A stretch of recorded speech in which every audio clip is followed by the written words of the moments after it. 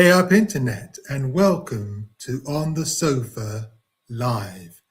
If you're new, do subscribe and hit the bell icon to stay in the loop. Okay, let's get into this. There's so much news. There's so much to share with you guys, so much to talk about. So let's crack on.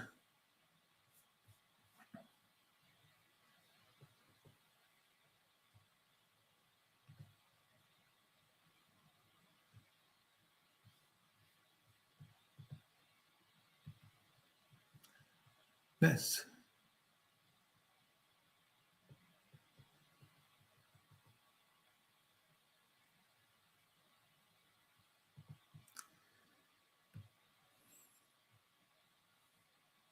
Okay, this is breaking news, guys.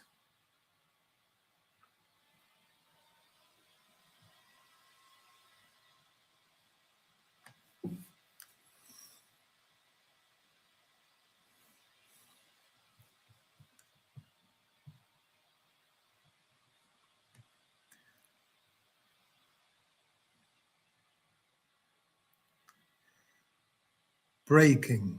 Pam Bondi latest. Trump fires his attorney general. Good riddance. Good riddance to bad rubbish. That's what I say. Good riddance. This is brilliant news. Pam Bondi's been fired. Absolutely brilliant. Donald Trump has sacked Pam Bondi as Attorney General, having grown frustrated over her handling of the Epstein files. Bondi's temporary replacement, Todd Blanche, has thanked the president in a post online. Well, Donald Trump is not the only one who is frustrated with Pam Bondi over her handling of the Epstein files. First, she said the files are on her desk. Then she said there are no Epstein files. Then she released some of the Epstein files, but they were heavily redacted. And there are still millions of files to be released. So, yeah, Trump is not the only one who is frustrated over her handling of the Epstein files, but I dare say we're frustrated over her handling of the Epstein files for different reasons to Trump.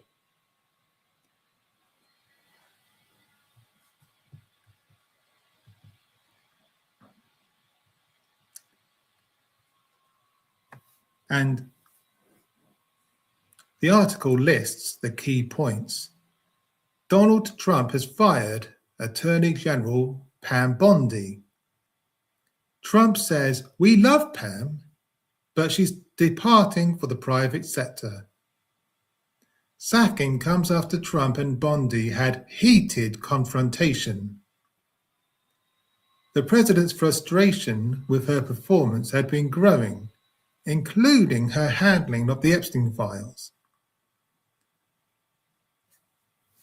So, yeah, Trump was frustrated with her handling of the Epstein files, apparently. But let's see if we can view that post.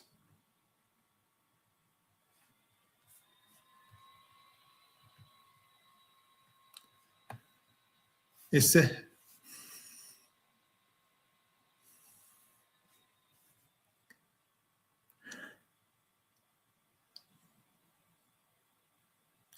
says this: Trump had grown frustrated over Bondi's handling of the Epstein files. It's been widely reported that Trump's decision to fire his attorney general may be down to her handling of the Epstein files and their release earlier this year by the Department of Justice. The DOJ was ordered to release the files by the Epstein Files Transparency Act, which Trump signed into law last year, amid pressure from Republicans in Congress. As a reminder, nobody is under investigation in the US in relation to the Epstein files. Yeah, exactly. And that is why most of us, most decent people at least, are frustrated with Pam Bondi because of the Epstein files. Not for the same reason that Trump is frustrated with her, but because so far nobody in the United States has been put under investigation. No arrests have been made because of the Epstein files. And Trump himself is in the Epstein files over 1 million times. And nothing has happened to him, and I don't think it ever will do, unfortunately. That's why we're frustrated with Pam Bondi, with the way Pam Bondi has handled the Epstein files.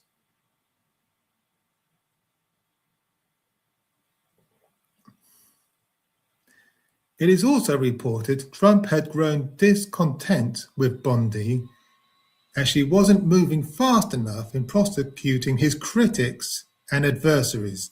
Yeah, that's the real reason. That's the real reason he has fired her, I think, because she wasn't moving fast enough in arresting and prosecuting his critics. That's the real reason he's got rid of her, in my opinion.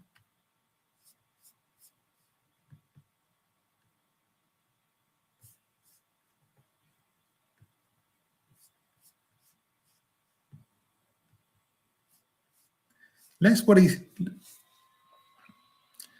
see what he had to say on Truth Social. He said this: Pam Bondi is a great American patriot and loyal friend who faithfully served as my Attorney General over the past year. Pam did a tremendous job overseeing a massive crackdown in crime across our country, with murderers plummeting to their lowest level since 1900. We love Pam, and she will be transitioning to a much needed and important new job in the private sector, to be announced at a date in the near future. So she's not even going to get another job in the cabinet. She's not even going to get another job in the cap. So Pam Bondi is not even going to get another job in the government. She's not even going to get another job in the cabinet. That is serious. This is how much Trump is obviously frustrated with her. She hasn't even got a job in the private sector yet. It's going to be announced at a date in the near future. And our Deputy Attorney General, and a very talented and respected legal mind, Todd Blanche, will step in to serve as acting Attorney General. Thank you for your attention to this matter, President Donald J. Trump.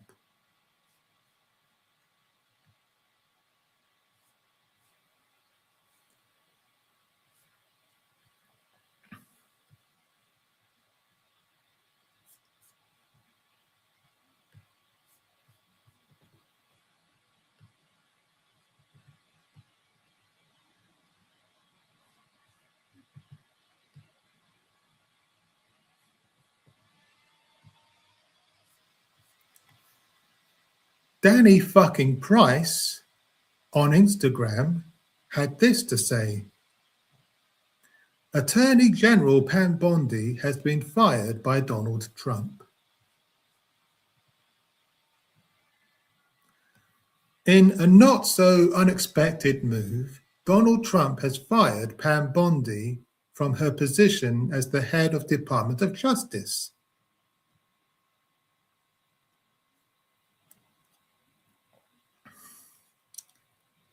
Pam Bondi reportedly begged Trump not to fire her when she met with him in the Oval Office on Wednesday night ahead of his speech to the nation on the war in Iran. And I would have loved to have been a fly on the wall for that. Oh my God. Can you imagine the scene? Please don't beg me, Donald. Please don't beg me. I'll suck your dick. I'll suck your cock. Please don't beg me. Please don't fire me. Oh dear. I mean, this is the thing. In all seriousness, she has debased herself and lied for Donald Trump again and again, and it's done nothing for her. She's been fired. She's ended up on the scrap heap. Her political career in tatters. She's debased herself for Trump and lied for him again and again for what? Absolutely nothing. Pathetic. Pam Bondi is now the second person to be fired from Trump's cabinet after he fired Kristi Noem just last month after months of mounting scandals, including giving $200 million to a company she had ties to.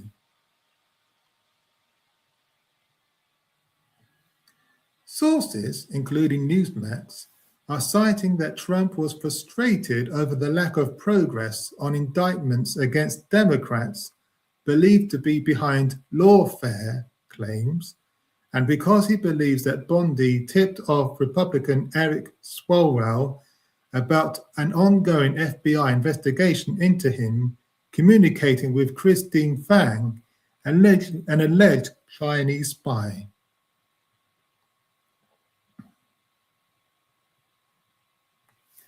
She's intervening in those matters. The White House wasn't pleased she was intervening due to her personal friendship with Swalwell. Trump is probably also livid about Pam Bondi being unable to deal with the Epstein files fallout.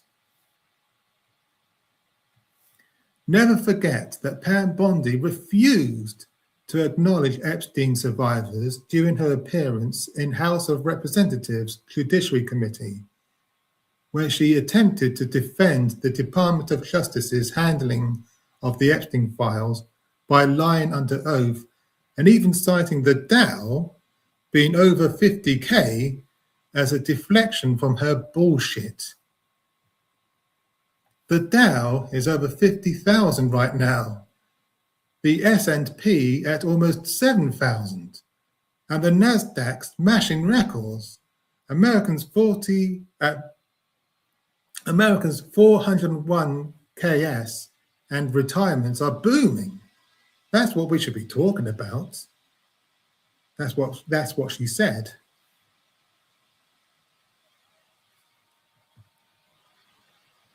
Can we hear her? Hang on. Right now is over. The Dow is over $50,000. I don't know why you're laughing. You're a great stock trader, as I hear, Raskin. The Dow is over 50,000 right now. The S&P at almost 7,000, and the Nasdaq smashing records. Americans' 401ks and retirement savings are booming. That's what we should be talking about. Yeah, right. Sure. The Dow is now under 50,000. It's actually 46,000. Womp womp. In early 2025, Pam Bondi promised that there would be major disclosures in regards to the Epstein files.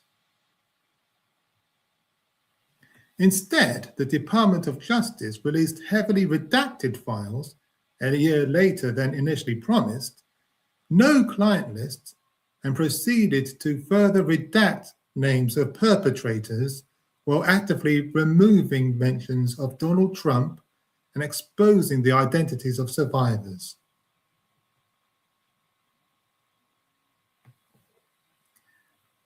Absolutely no justice has been served in relation to the Epstein files. Pam Bondi protected Donald Trump and the elites who abused hundreds of victims and now needs to face the consequences of her actions. Yeah, I really, really hope that she does indeed face consequences for her actions. She should be in fucking prison. And the Department of Justice needs to release the full Epstein files. But they won't, because the president is a fucking nonce. There she is, turning her face away from the survivors. Absolutely despicable. She's a horrible, horrible person. And he says, please support my work. And if you're not following Danny fucking Price on Instagram, you really ought to, because he's awesome. He's brilliant. He reports every day, and he always brings receipts. He's just brilliant. He's awesome. So go follow him on Instagram.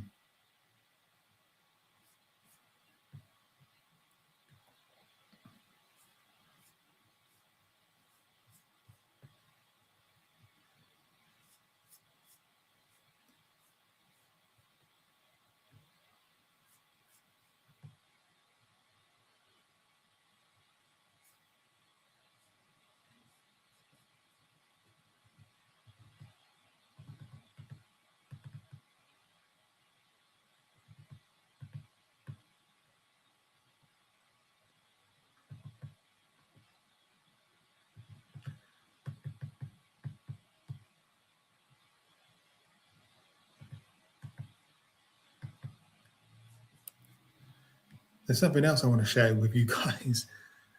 Oh yes, here we go. Hang on.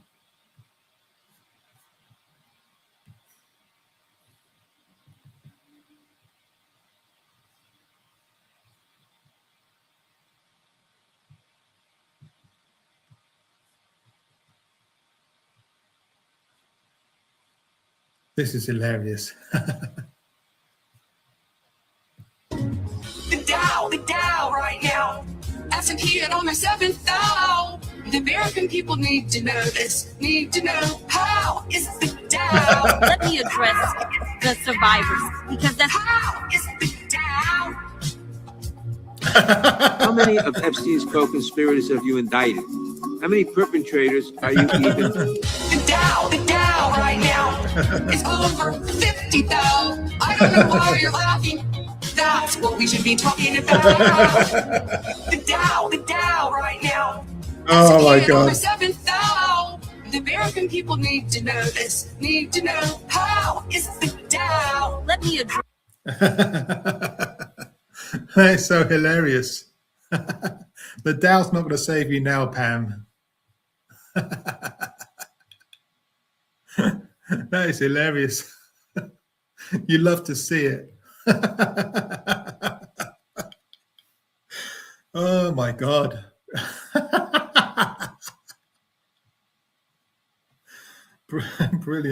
Brilliant stuff. So what next for Pam Bondi, I wonder? Hopefully, if there's any justice, she'll end up in prison for a long, long time.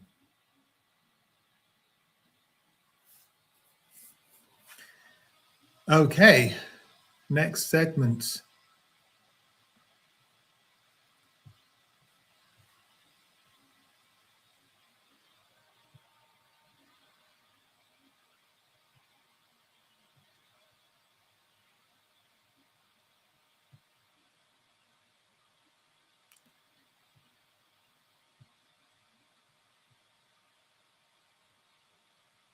Oh, yes.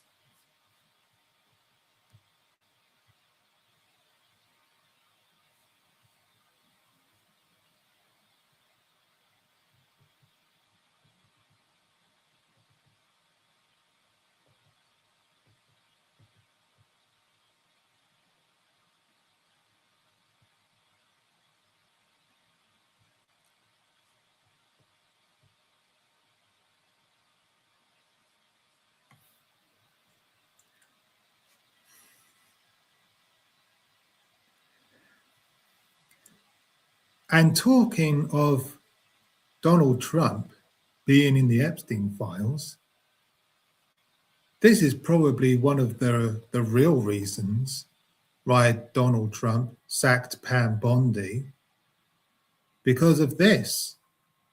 Justice Department publishes documents with sexual assault allegations against Trump.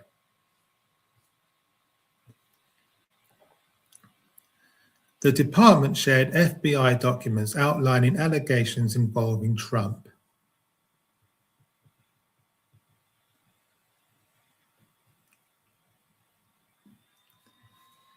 This is from Politico by Erica Auden. The Justice Department posted a trio of FBI interviews with a woman who alleged President Donald Trump sexually assaulted her when she was a young teenager after she was introduced to him by Jeffrey Epstein. The woman's central allegation, according to FBI summaries of her interviews with investigators, known as FBI 302S, is that Trump hit her after she bit his penis when he attempted to force her to perform oral sex.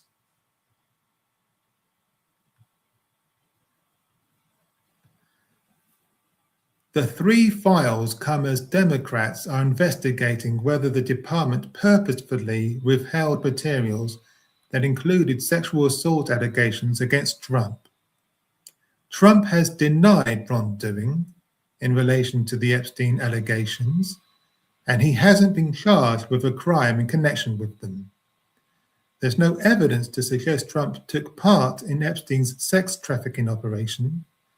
Many of the materials released by the Justice Department lack substantiation or context. While House Press Secretary Carolyn Leavitt called the allegations completely baseless accusations backed by zero credible evidence from a sadly disturbed woman who has an extensive criminal history, the total baselessness of these accusations is also supported by the obvious fact that Joe Biden's Department of Justice knew about them for 4 years and did nothing with them, because they knew President Trump did absolutely nothing wrong. As we have said countless times, President Trump has been totally exonerated by the release of the Epstein files. But he's been totally exonerated because his name has been redacted.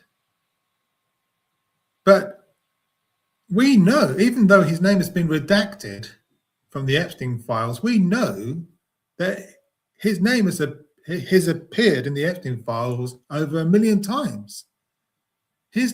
Donald Trump's name appears in the Epstein files more times than Harry Potter appears in all 7 Harry Potter stories.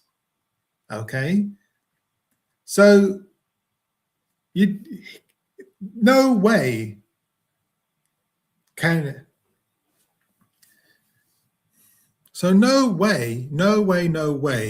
Donald Trump be completely innocent. There's not a chance in hell that this guy is innocent if he's appeared in the Epstein files that many times.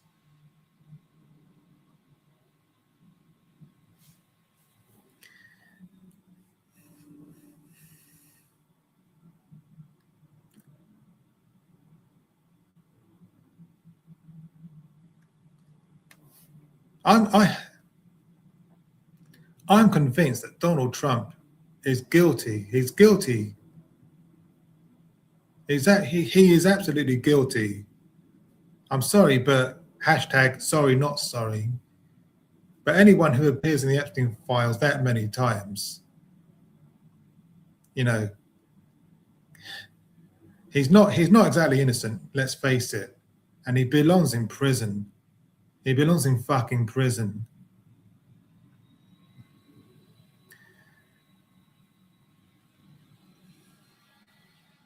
In the files dated between August and October 2019, the woman, whose name is redacted, alleges that when she was between 13 and 15 years old, Epstein took her to either New York or New Jersey, where, in a very tall building with huge rooms, he introduced her to Trump. Trump, she said, didn't like that I was a boy-girl, which the interview notes interpreted to mean tomboy. The woman said other people were present, but she couldn't recall who. Trump asked them to leave the room, then said something to the effect of, "Let me teach you how little girls are supposed to be." According to the interview notes, this is sick. This is absolutely sick.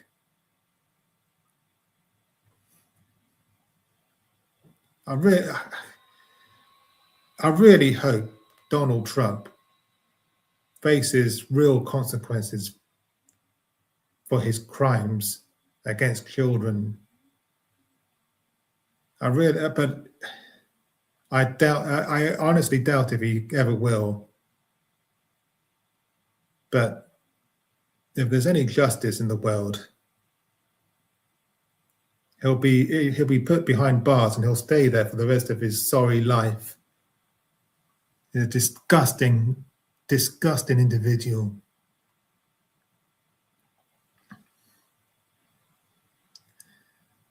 Trump then unzipped his pants and put her head down to his penis, she recalled in the interview.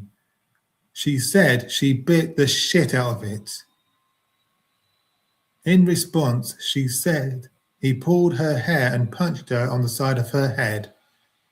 "Get this little bitch the hell out of here," the woman recalled him saying. At that point, she said people re-entered the room. The FBI interviews don't contain information about how the incident ended or how the woman exited the encounter.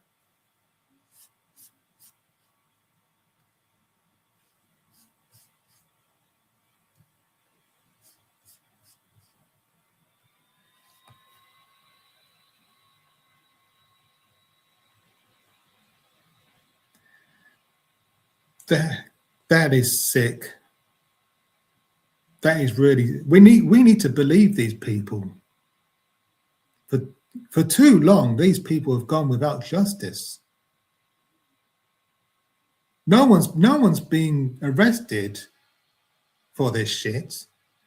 No one's been arrested or investigated for being in the Epstein files in the United States. And so far, only two people have been arrested in the UK, but not for being in the Epstein files, for misconduct in public office. You know, these rich elite individuals have been getting away with this shit for too long. Trump has gotten away with this shit for too long. That's why I'm certain that's why he ran for a second term.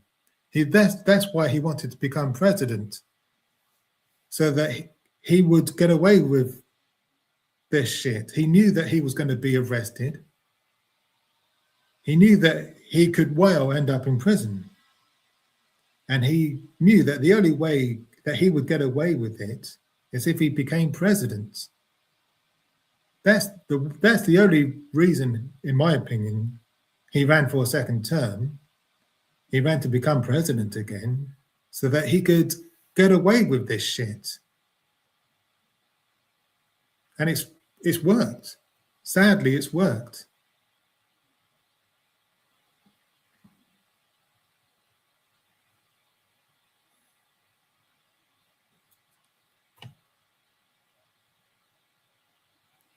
Yeah.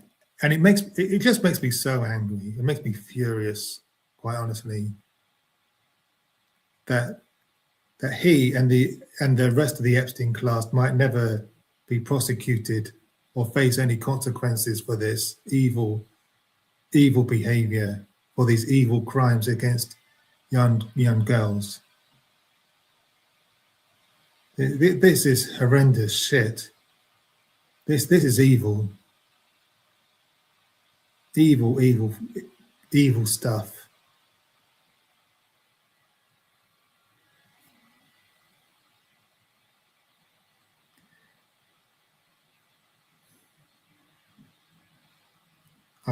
There's nothing more I can add to that, to be honest.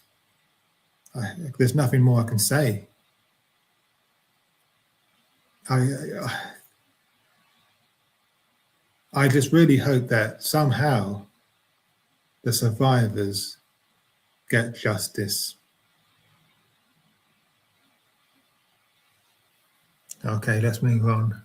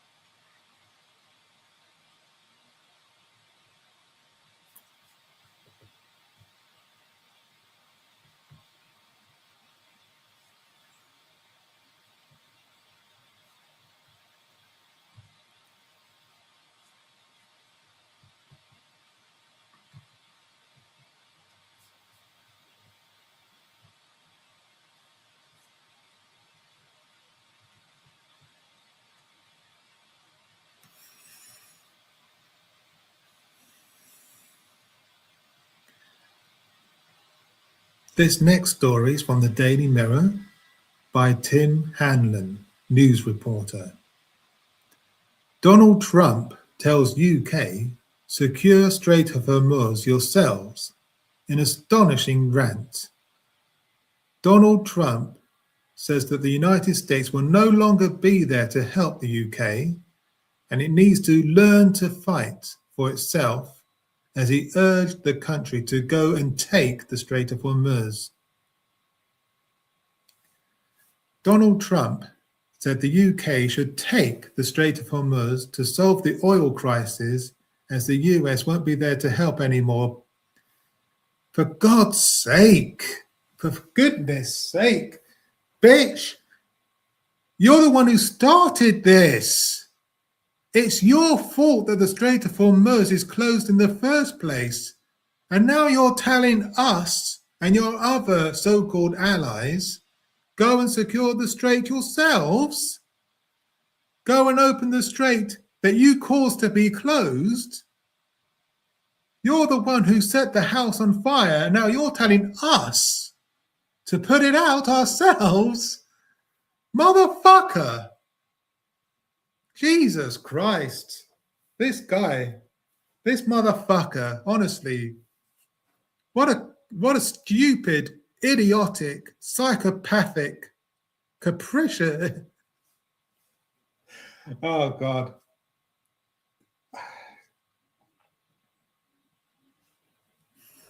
What a motherfucker. Well,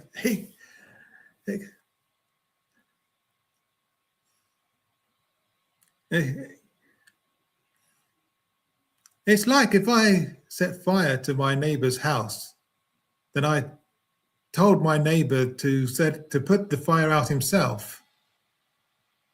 That's what he's doing. He's the one who started this war.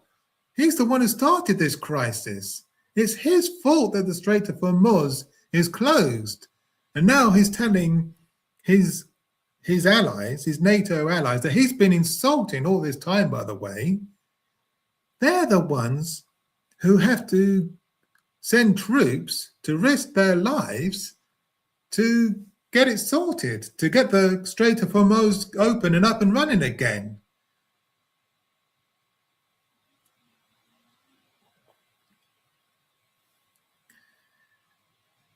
The article goes on. Airlines are facing a jet fuel shortage with the late... I'll start that again. The article goes on. Airlines are facing a jet fuel shortage, with the last known shipments due to arrive in the UK from the Middle East this week, while drivers are also facing price hikes.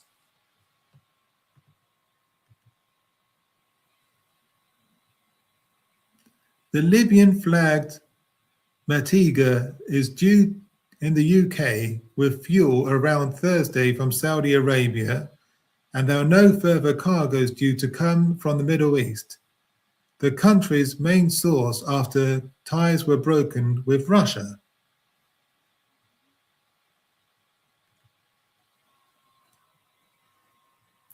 World shipping has been impacted by the Strait of Hormuz being largely closed by Iran, and Trump is now reportedly willing to end the war with Iran without insisting on it being reopened, which was part of his 15-point peace plan. For fuck's sake. So, basically, he's set Iran on fire. It hasn't gone the way he hoped. It's still not over. He was hoping it was going to be over as quick as Venezuela. It's not over. Iran have got more power than ever before. They've closed the Straits of Hormuz. Oil prices are skyrocketing. The world is in chaos because of this war. It's destabilized the Middle East and quite possibly the rest of the world for goodness knows how long into the future. And now he just wants to walk away. You guys deal with it. I've shat myself. Now you guys have to change my diaper. That's what he's saying. I've made a mess of myself. Now it's up to you guys to clean up my mess, to pick up the pieces that I've left behind. What a cunt. What an absolute cunt. What a shitheel. Honestly, he belongs in the fucking Hague. He's a fucking war criminal. In his latest post on Truth Social, the president said the UK needs to find some delayed courage. Oh, go fuck yourself. Delayed courage. He's such a cunt. He's such a wanker. I fucking hate this cunt. Jesus Christ. Find some delayed courage. Bitch, you dodged the draft to go and fight in Vietnam, claiming you had bone spurs. And you're telling us that we need to go and find some courage. Go fuck yourself. Fucking cunt. Tosser.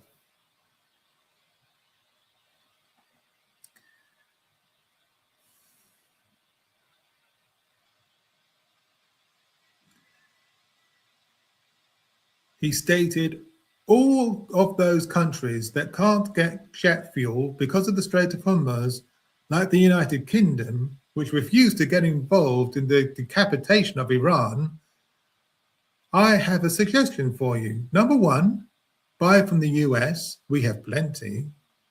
And number two, build up some delayed courage, go to the Strait and just take it.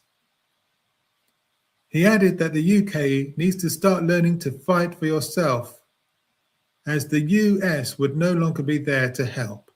Trump wrote, "You'll have to start learning how to fight for yourself. The USA won't be there to help you anymore. Just like you weren't there for us." What a whiny, nappy baby. Boo-hoo, wah. The UK won't help me in my illegal war that I fucking started. What a wanker. Iran has been essentially decimated. Yeah, right. Sure, they have. So why isn't the Strait of Hormuz open then? Idiots. The hard part is done. Go get your own oil. President DJT. Nerve of this motherfucker.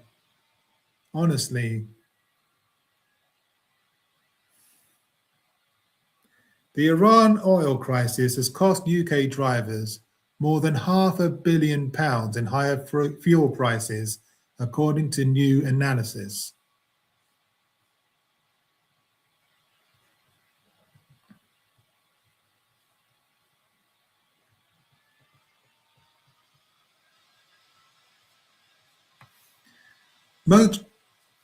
Motoring research charity, the RAC Foundation, estimated that rises in pump prices since the conflict in the Middle East began on February the 28th have led to motorists paying an additional £544 million for petrol and diesel.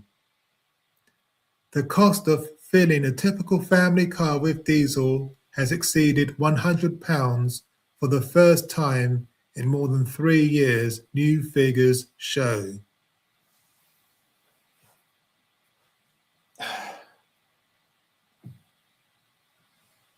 All because of Donald fucking Trump. All because of Donald fucking Trump and Benjamin fucking Netanyahu. What a pair of wankers. What a pair of selfish, warmongering wankers. Evil bastards. Meh. That's all I've got to say on the subject.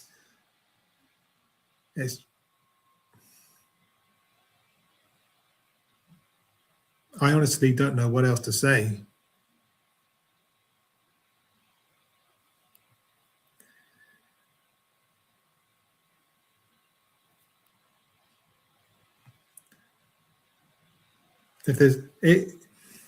If there's any justice, both Donald Trump and Benjamin Netanyahu will end up in The Hague on trial for war crimes.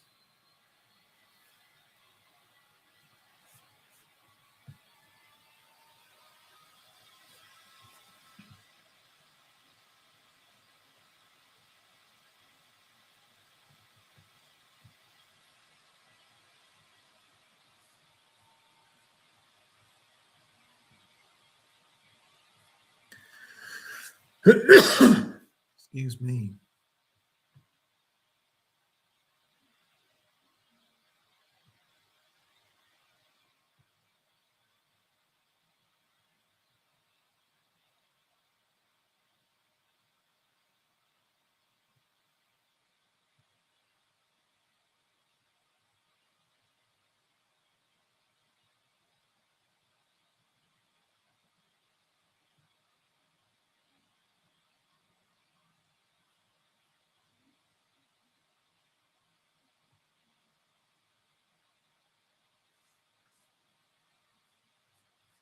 Okay, what next?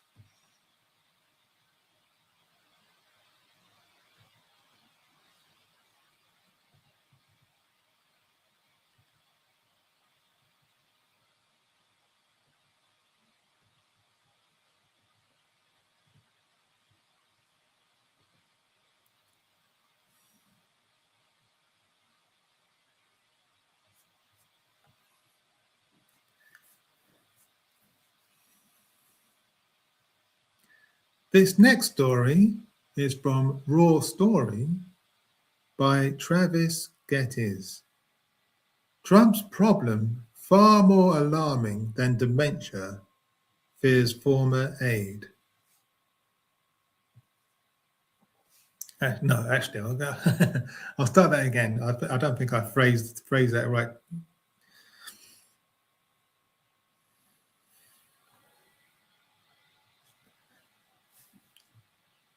This next story is from Raw Story by Travis Geddes. Trump's problem far more alarming than dementia fears. Former aide.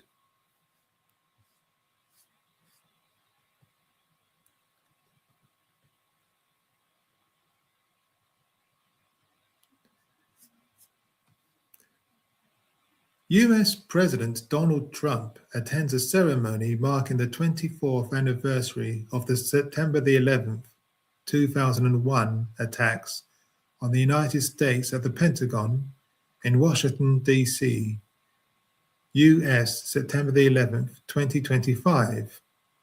And you can see from that photo that his lip is curling downward. And people are saying that that's a sign that he's had a stroke recently. You know, his health is in bad shape, guys. He's not well at all. And his mental health is in question as well.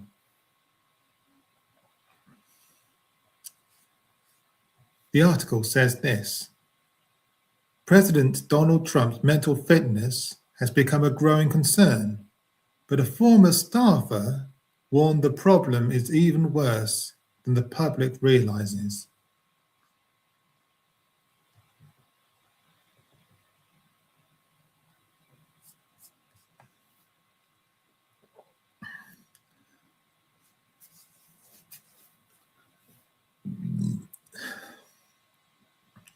Miles Taylor, a former chief of staff for the Department of Homeland Security, published a column for the I-Paper recounting an alarming anecdote from 2018 when Trump and his staffers were discussing the impending Category 5 hurricane, and the president veered wildly off topic into a tangent about helicopters breaking down because they had too many parts.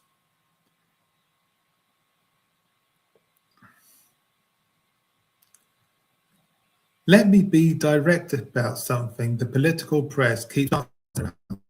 The debate about Trump's mental fitness has always been somewhat misdirected, Taylor wrote. The question was never simply, is he sharp? It was always, can the system around him absorb his worst impulses?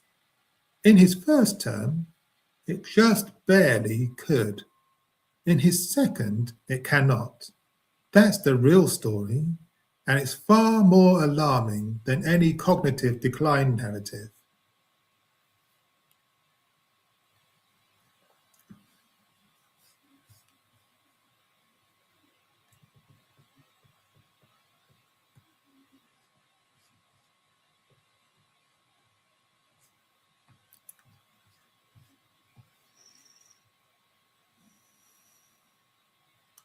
The 79-year-old president's cognitive decline is obvious, Taylor wrote, and he said the contrast between Trump 5 years ago and now is striking.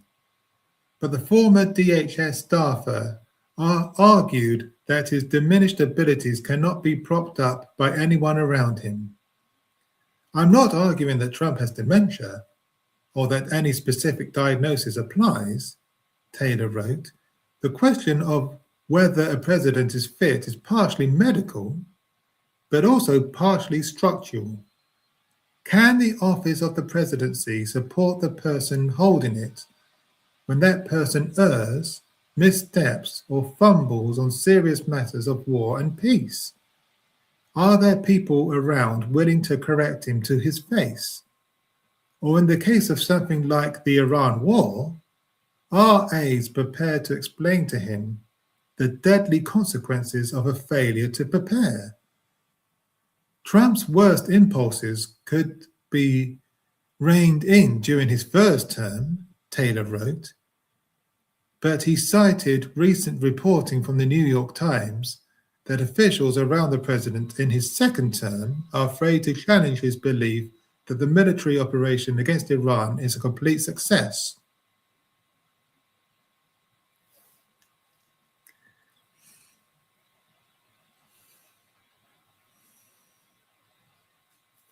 And this is it, isn't it?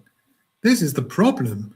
The problem is Trump is surrounded by sycophants who, because they want to further their own careers, because they want to further their own political careers, and because they don't want to be fired like Pam Bondi has just been, they don't want to share her fate, they're too chicken shit to correct him to his face.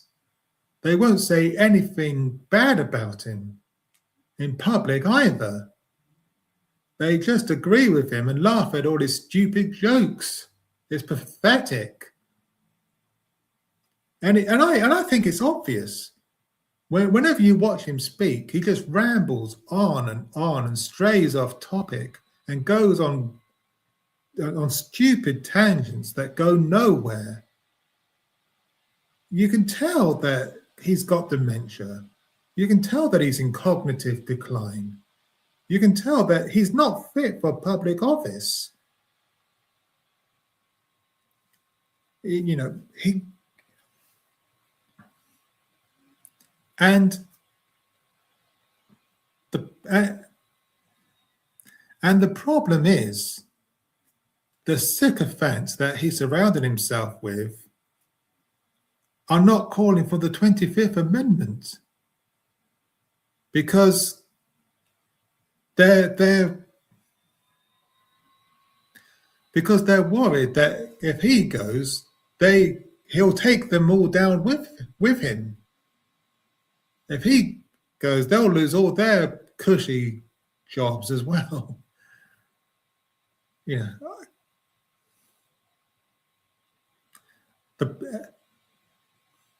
The problem is, as I see it though, so what if Trump is taken out of office? So what if they invoke the 25th Amendment and Trump has to step down? Who's going to take his place? JD, you know,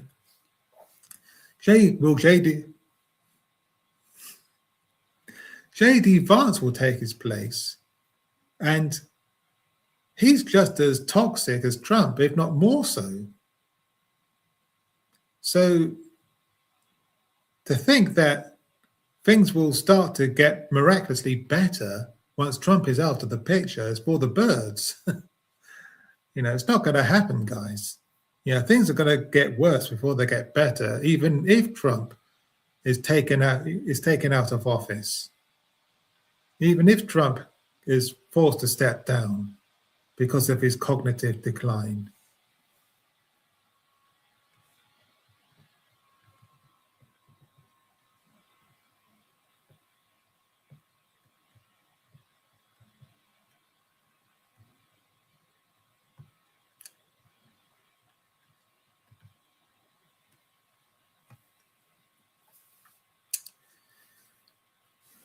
The article goes on.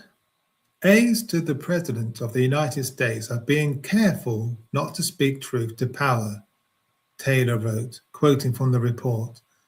They are being careful not to challenge the President's disconnection with reality and cognitive obsession with believing he has achieved total success, when in fact his actions have caused oil prices to skyrocket, US allies to fear uncontrolled catastrophe, and the West's enemies to seize the advantage against us.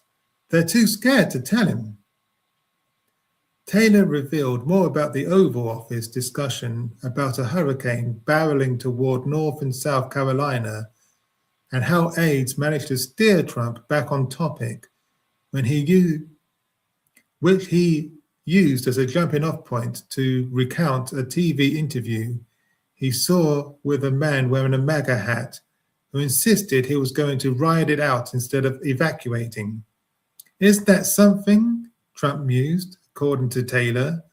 That's what Trump supporters do. They're tough. They ride it out. I think that's just what I'll tell them to do.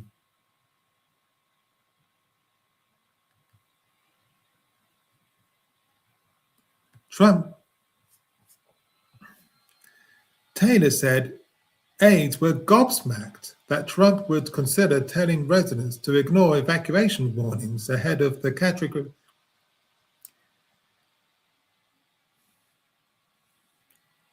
Taylor said aides were gobsmacked that Trump would consider telling residents to ignore evacuation warnings ahead of the Category 5 storm, but he said a clever aide managed to persuade him that would be a bad idea by appealing to his own self-interest.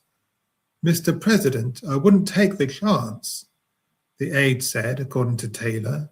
"This is going to be a pretty bad storm, and you don't want to lose supporters in the Carolinas before the 2020 election." Trump considered the suggestion and conceded that it was a good point and told aides to go ahead and urge evacuations.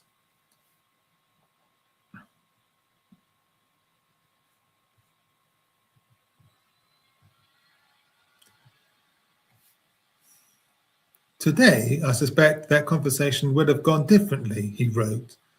Trump now has a team willing to magnify his initial instincts, and in the face of storms on the global horizon, they won't help the president avoid catastrophe. They're fine with him telling us, just ride it out.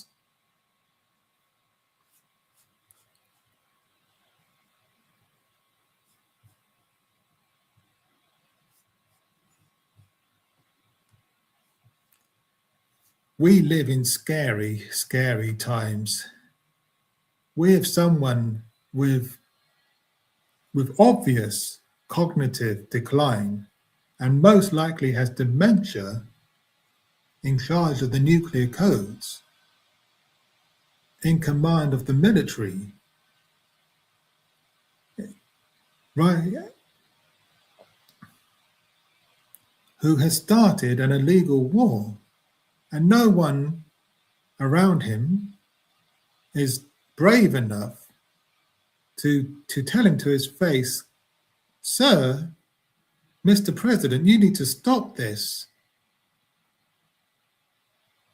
Probably because they're enriching themselves anyway. But let me know what you think in the comments.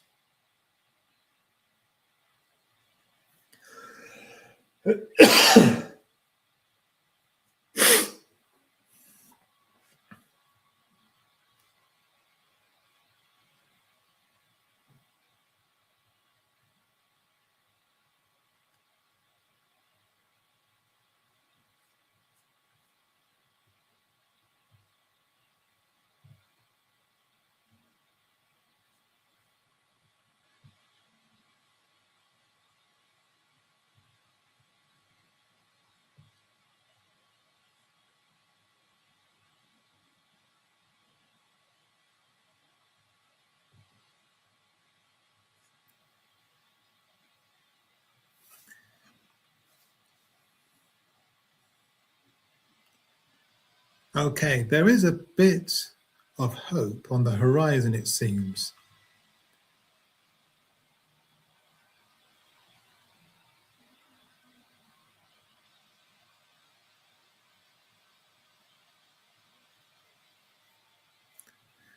This next story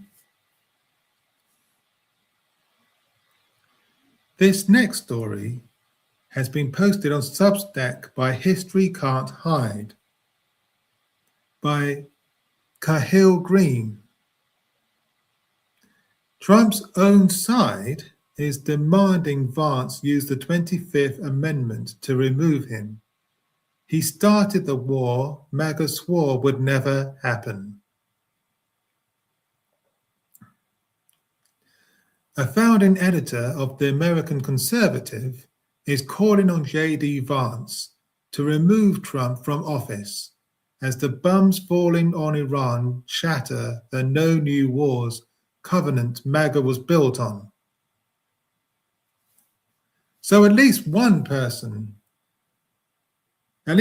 conservative voice is calling for the 25th Amendment. So that's something, at least. But it seems to be just one voice But hopefully he'll persuade other people to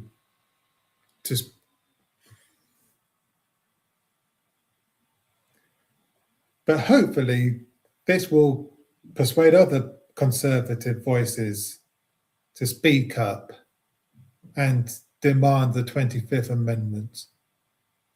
But let's see what the article says.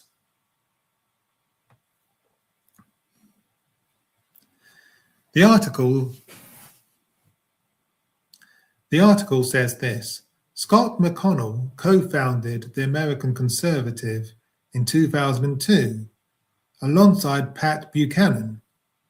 For 2 decades, the magazine was intellectual home of the anti-interventionist right, the writers and editors who spent years arguing that the American empire would eventually turn on itself, that the neoconservatives were dangerous, that the people in charge didn't know what they were doing.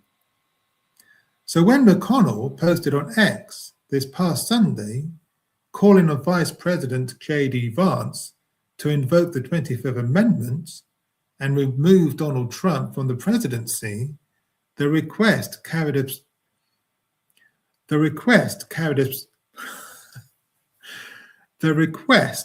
a specific weight that Democratic calls for the same never could.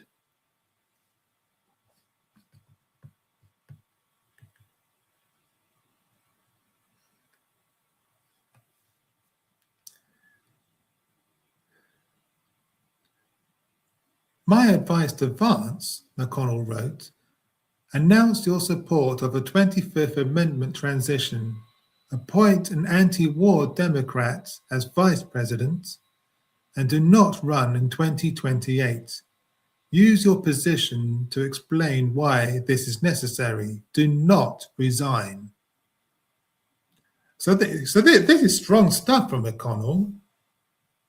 Not only is he calling on J.D. Vance to invoke the 25th Amendment and remove Donald Trump, he's also calling on him to not resign, but instead explain to people why it's necessary that Trump should be removed, and also to appoint an anti-war Democrat as vice president.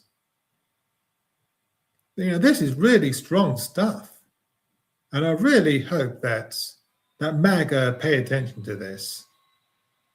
And I really hope that MAGA start to call for the 25th Amendment as well.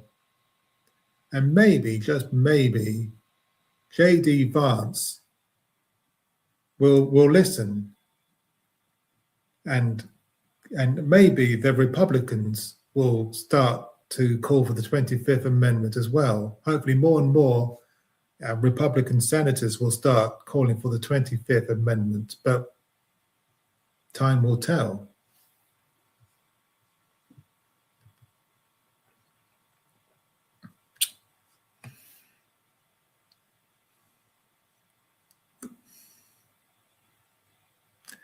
There's Scott McConnell there, apparently praising Trump in 2016.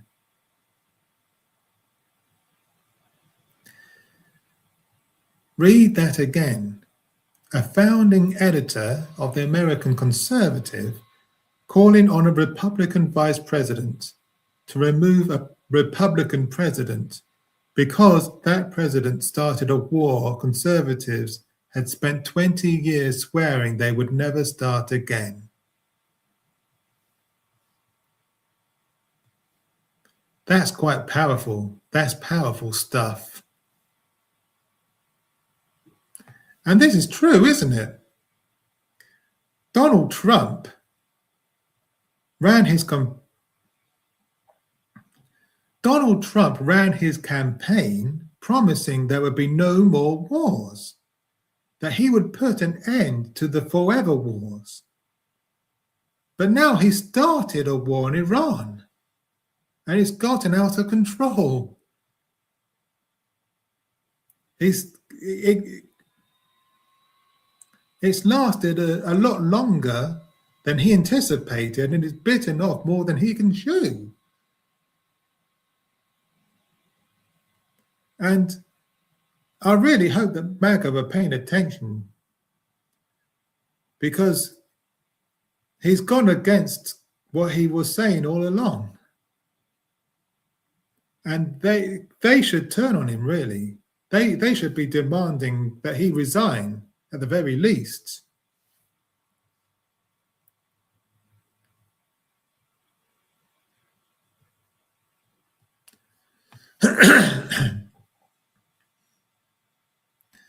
The war they promised would never come. The bombs started falling in late February. The bombs started falling in late February. US and Israeli aircraft hit Iranian targets in coordinated strikes the Pentagon called limited and decisive. Defense Secretary Pete Hegseth promised it wouldn't spiral into another endless war. Then Trump told reporters at a Medal of Honor ceremony, unprompted, "I don't get bored." Joe Kent resigned the same week. He had deployed to the Middle East 11 times and served as Trump's director of National Counterterrorism Center. In his resignation letter, then on Tucker Carlson's show, he argued Iran posed no imminent threat. He argued Iran posed no imminent threat to the United States, and that the decision to strike was driven less by American strategic interests than by Israeli pressure. Trump called him weak on security, but what Kent had done on camera in front of a MAGA audience was say what a growing fraction of the base was already thinking. This is why 77 million people voted for him, Kent said. The no new wars, put America first, don't let us bleed out in the Middle East. That's what people voted for.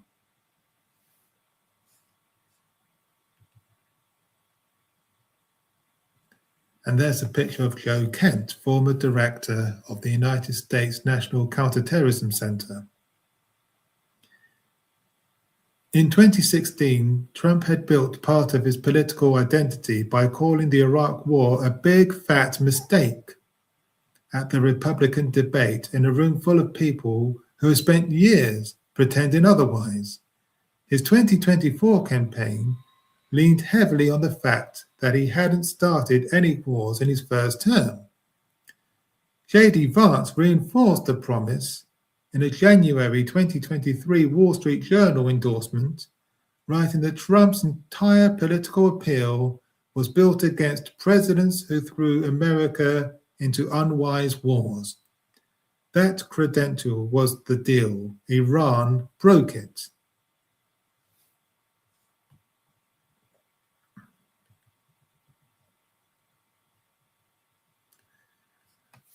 The cracks were already there. The Iran war broke a structure that had been cracking for years. The Epstein files were supposed to be the swamps unmasking. Over 4,500 pages dropped, and the names scattered across them, largely already known from previous public documents. The grotesque crimes of the elite remain half-lit. For a base promised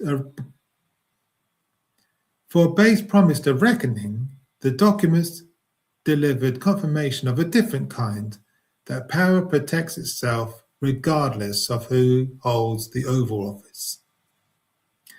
And there's a picture of Trump and Jeffrey Epstein.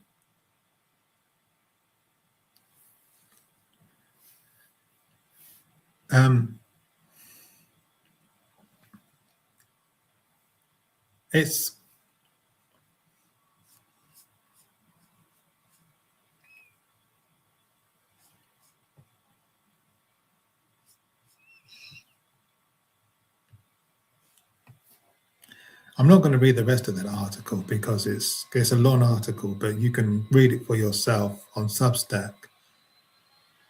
And I just want to reiterate that I think that this Iran war has just been a distraction from the Epstein files, but also I think a distraction from the fact that Donald Trump's popularity is going down.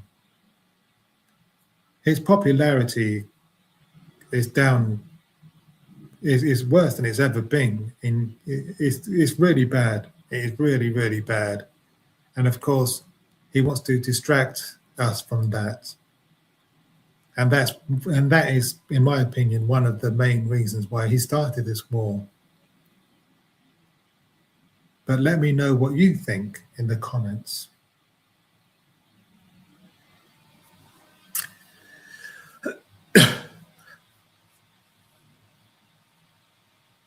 Excuse me.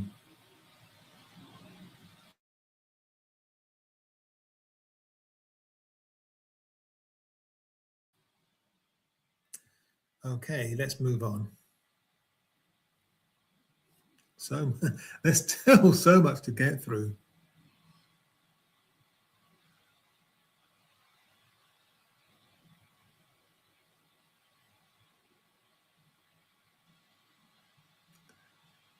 Next.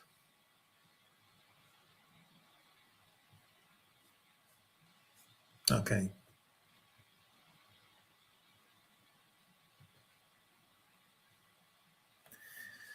Okay.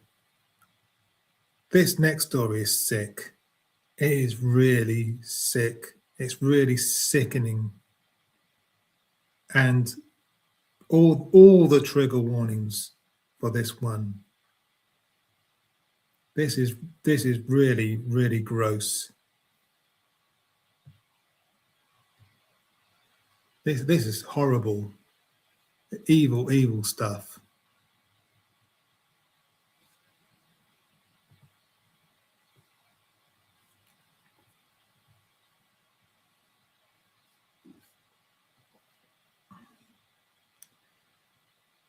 This is from Novara Media by Sophia Shearer. Israel approves death penalty law, but only for Palestinians. Far-right Minister Itamar Ben-Gvir toasted the legislation with champagne. What a sick, twisted individual. Imagine toasting the legislation that discriminates against Palestinians, that approves the death penalty for Palestinians only by opening up a bottle of champagne. What an evil bastard. What an evil bastard. This is sick. What a sick, twisted individual. And it's not just him. It's not just him. A lot of people were celebrating in the Knesset when this law was passed. Evil bastards. Israel's parliament has passed a law making the death penalty the default sentence for Palestinians convicted in military courts of killing Israelis. The legislation, devised by far-right National Security Minister Itamar Ben-Gvir, will see prisoners sentenced within 90 days of arrest and executed within a further 90 days. Alternatives to death will only be allowed under special circumstances, with the bill closing off avenues for appeal. This is evil. I don't think anything like this has been done before. I mean, there are death penalties in other countries, but I'm pretty sure that it's only in Israel where the death penalty is for one specific ethnic group only. Yeah, the Palestinians in this case. Yeah, that is racist. There's no other word for it. Yeah, it's racist. It's racist against the Palestinians. It's sick and evil, malicious. It's evil stuff. As if the Palestinian people haven't suffered enough over the last 2 years. Gaza has been completely obliterated. Thousands of innocent people have been killed, many of them women and children, and now they do this. Sick. Absolutely sick. Sickening.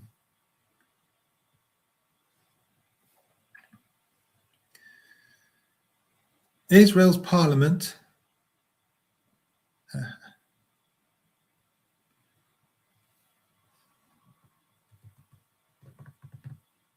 just hang on.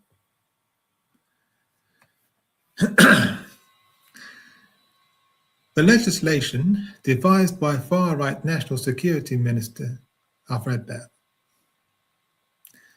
Alternatives to death will only be allowed. I've read that too. Sorry. Only Palestinians are tried in military courts. Rights group Bet Shalem says there is near 100% conviction rate and confessions are sometimes extracted through torture. Israel is already killing Palestinians on a regular basis in detention facilities and in the field, where lethal force is widely used by Israeli settlers and by the military with close to zero accountability. Yuli Novak, the executive director of the Israeli human rights group Bet Shalem, told The Guardian, "This law is another tool in this toolbox. Those sentenced to death will be held in separate facilities and denied visits. Legal consultations will happen over video link." How is this any different to the final solution? Because that's what this is. This is the final solution to completely eradicate the Palestinian people, to kill as many Palestinians as they possibly can. And it sickens me that the Western world, the Western leaders, the leaders of the Western world are letting Israel get away with this.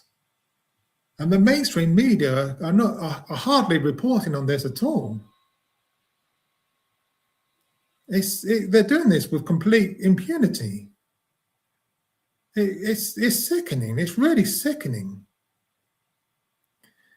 MPs allied to Ben Gvir wore noose-shaped pins on their lapels as they gathered in Israeli parliament, the Knesset, to vote through the legislation last night.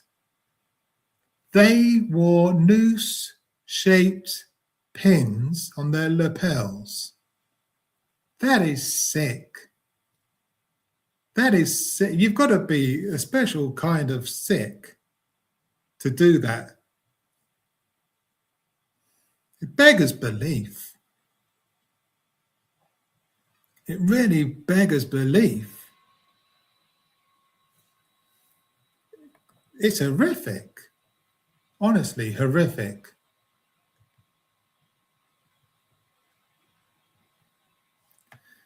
Ben Gvir, who is said to keep a portrait of Jewish gunman Baruch Goldstein, who killed 29 Palestinian worshippers in his living room, has widely reprogrammed Israeli prisons to starve and torture Palestinian prisoners. From today, every terrorist will know, and the whole world will know, that whoever takes a life, the state of Israel will take their life, Ben Gvir told the Knesset. But it's not whoever, is it? It's only Palestinians that this law applies to, not Israelis. There's no death penalty for Israelis. There's no death penalty for Israelis who who murder people, only Palestinians. It's only for Palestinians. And of course, we all know that Palestinians don't get fair trials in Israel. Of course they don't. This is wicked. It's wicked. He was filmed brandishing a bottle of champagne in Israeli parliament in celebrating the bill passing. The UN, the EU, and Amnesty International have condemned the legislation, warning that it violates Palestinians' right to life and defines terrorism in a dangerously vague manner. Mahmoud Abbas, president of the Palestinian Authority in the West Bank, said such laws and measures will not break the will of the Palestinian people or undermine their steadfastness.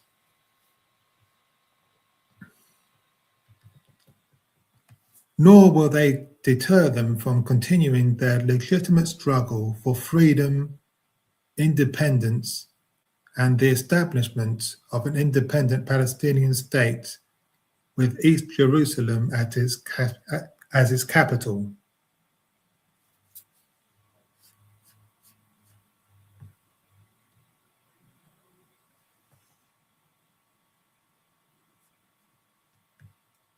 This really makes me sick. It makes my blood boil. And we've got some comments.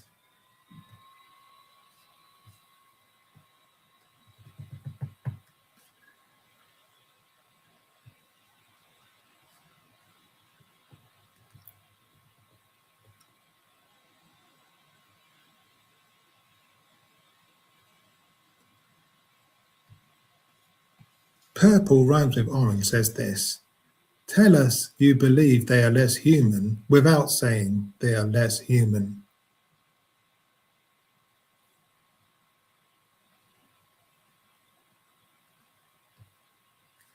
Trump is probably also toasting this law and asking if he can draft an executive order to make this happen in the US against anyone who protests against him. Yeah, I wouldn't put it past him at all. Shh, you're saying the quiet part out loud. Yeah, exactly.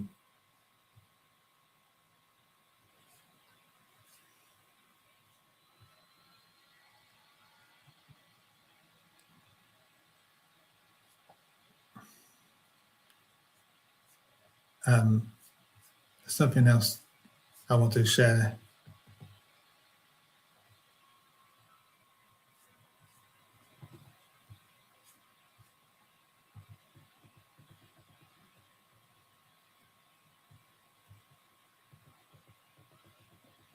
If I can find it.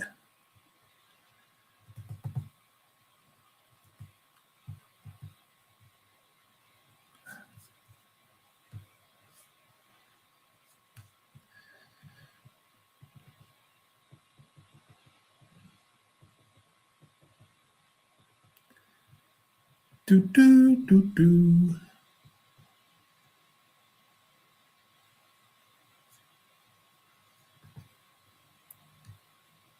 Ah, yes, here we go.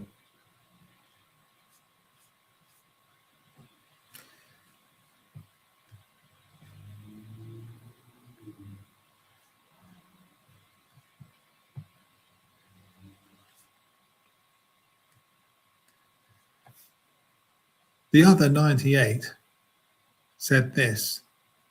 It's not just Ben Gvir. People keep pointing to him like he's the problem. Like he's some outlier, but he isn't. He's a reflection of a system that backed this. 62 Knesset members voted for the death penalty law. Stop pretending this begins and ends with one man. It doesn't.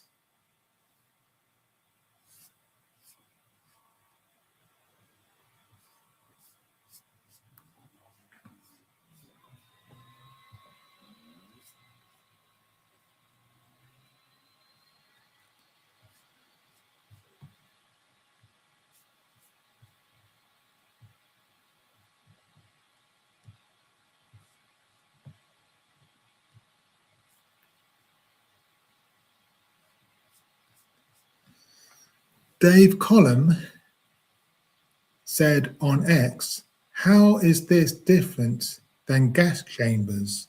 And he's quote tweeting a left-wing account, TM, who shared this. Ben Gvir is posting videos showing off the execution chamber where he will exterminate thousands of Palestinian hostages. Imagine if Hitler broadcast videos of his gas chambers to gloat like this. השר, ראיתי שהאיראנים אומרים שאתה מת. אני מת להוציא מחבלים להורג. עונש מוות למחבלים. What an evil, evil bastard. I really hope that Ben Gvir and his colleagues who voted for this end up in The Hague. They deserve to be behind bars for a very, very long time. And that's all I've got to say on that issue.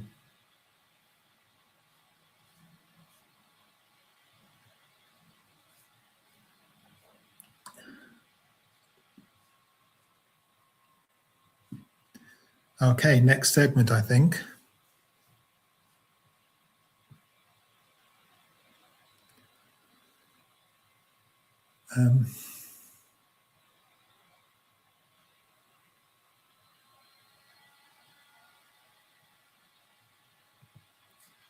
Okay.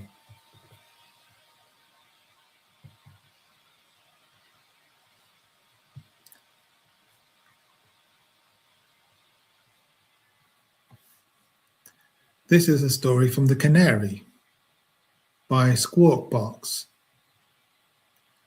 Israel lobbies green WhatsApp anti-Semitism smear is itself anti-Semitic again.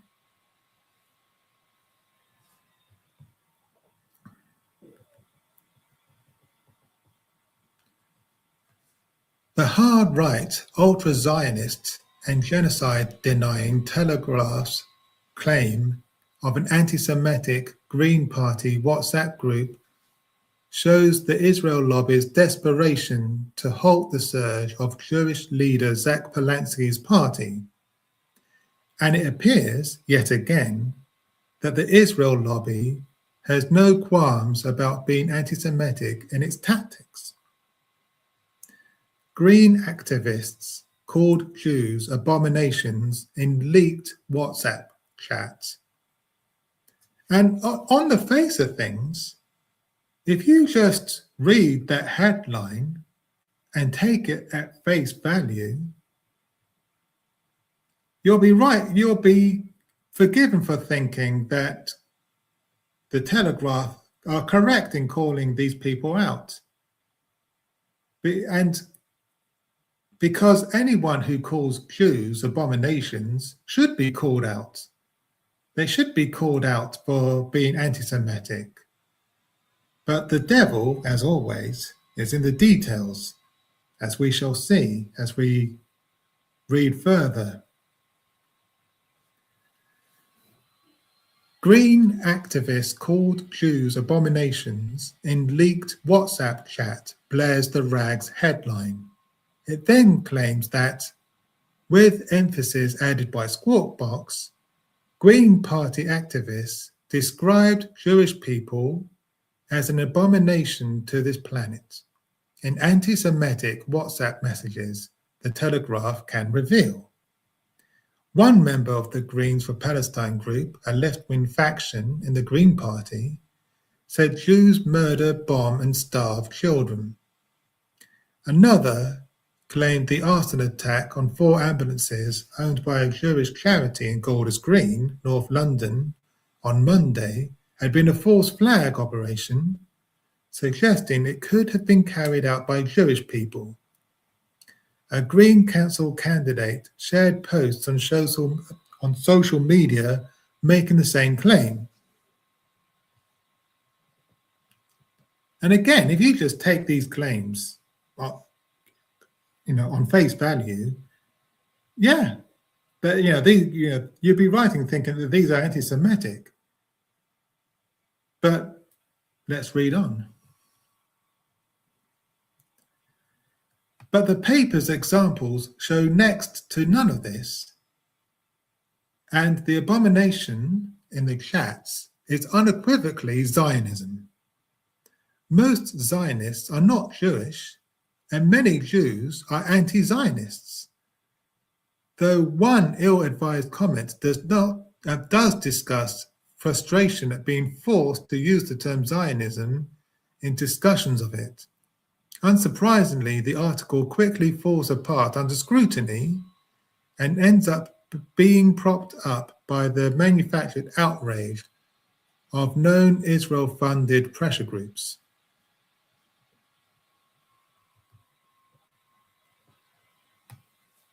Israel lobby doesn't purposefully miss the point. First of all, even the Telegraph's own screenshots make absolutely clear that the topic of the discussion is Zionism, the racist political ideology that privileges Jewish colonizers over indigenous Palestinians. And I'll just read the highlighted parts. No version of Zionism allows for Palestinian rights to just be who they are, where they live and have lived. So it hardly matters whether it is cultural or spiritual or political Zionism. It is still home for the Jews that necessitates the expulsion, elimination, or rendering second or third class of Palestinians. Therefore, all Zionism is racist.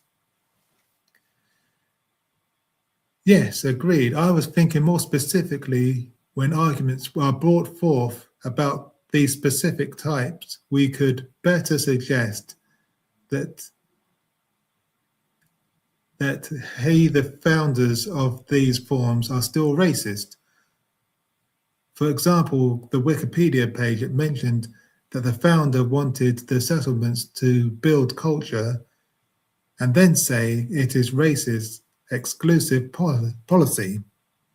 It is a political concept, which Zionist group doesn't believe in the erasure of Palestinian land.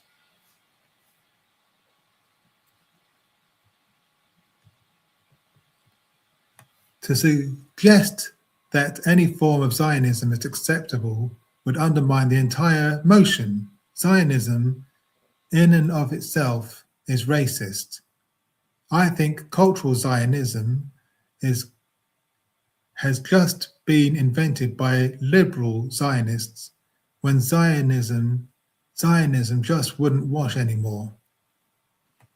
The article's central claim then falls apart like a 2-pound suit. Nobody in the group said that Jewish people are an abomination. The screenshot makes plain, to an honest reading, that the comment is referring to Jewish supremacists. In other words, Zionists.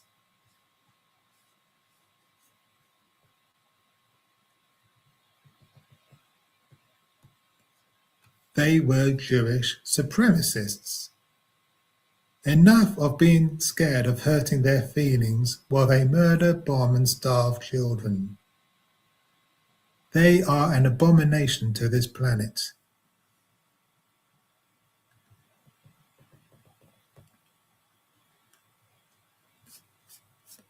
Zionism is racism. Zionism is an ethno-supremacist political philosophy. Even to its majority of non-Jewish advocates who make it central to their so-called Christian nationalism, Israel is a racist apartheid state perpetuating genocide in Gaza and trying to steal the lands of Lebanese, Syrian, and other people based on a presumption that they are religiously and ethnically entitled to it. Its advocates believe they are entitled even to murder children to achieve this goal. They have already murdered and maimed hundreds of thousands of children in Gaza and want to slaughter the children of their opponents in Iran. Zionism has rightly been described as one of the biggest dangers to humanity, and is shamelessly demonstrating why, in the series of atrocities and global crises Israel is creating. After these two screenshots, the best that hack Sabrina Miller, herself a notorious pro-Israel agitator, even as a student, can come up with is highlighting discussions about information security and whether Israel-linked apps can be trusted. That and some quotes from the so-called Campaign Against Anti-Semitism, CAA, which is funded by Israel and notorious for its attacks on Muslims to promote pro-Israel narratives. CAA's charitable status has been under investigation for the blatantly political nature of its activities, but of course, the Telegraph leaves that out. Its chief executive, Gideon Falter, was exposed making up claims of being prevented from crossing a road because of a pro-Palestine march, and folded embarrassingly under scrutiny.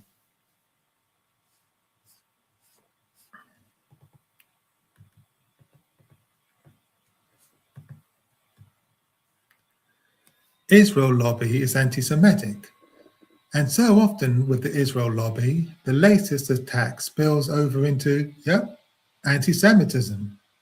By deliberately and falsely conflating Jews with Zionism, as if the two are inseparable, it breaches any reasonable definition of anti-Semitism, including the unreasonable one the Israel lobby pushes to protect Israel. It's very, very far from the first time, and certainly it won't be the last. So far, so predictable from the Israel lobby, which is so desperate to prevent the Greens standing up as expressly anti-Zionist, that it has apparently capped weeks of embarrassing attacks with a DDoS tech attack on the party's conference today, 28th of March 2026, to try to prevent a vote on it.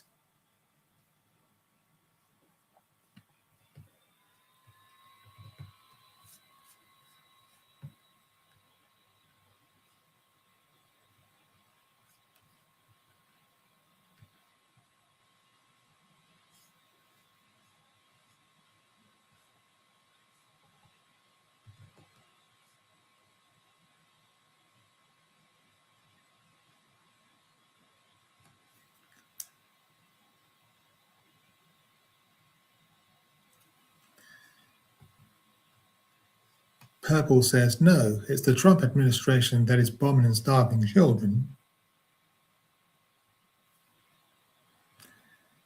But it's also the Israel administration who have been bombing and starving children in Gaza and the West Bank.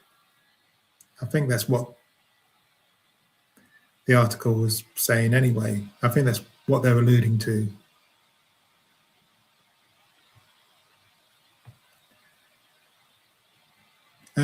But this is the thing. Whenever people accuse people, I'll start that thought again. This is the thing. Whenever people are accused of anti-Semitism, it's nearly always the case that it's not Jews that they were talking about, but Zionists. But these people like to conflate Judaism with Zionism. They conflate the two, which in itself is anti-Semitic. But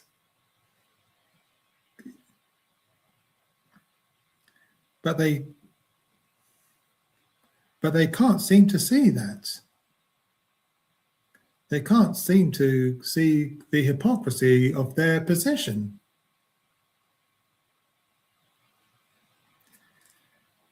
But let me know what you guys think in the comments.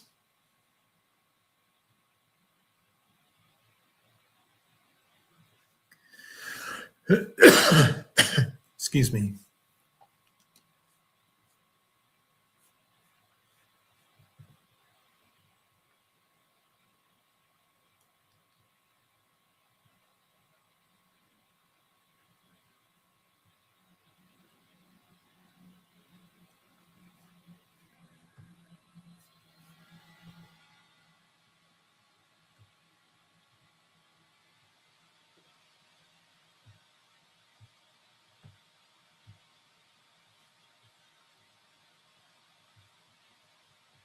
Some good news, I think.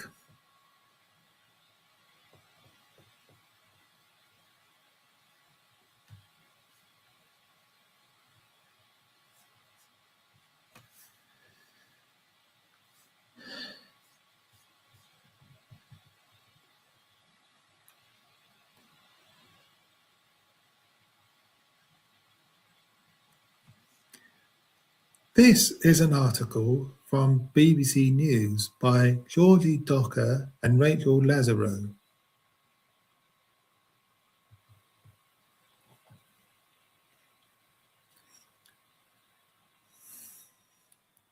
No evidence of family voting in by-election.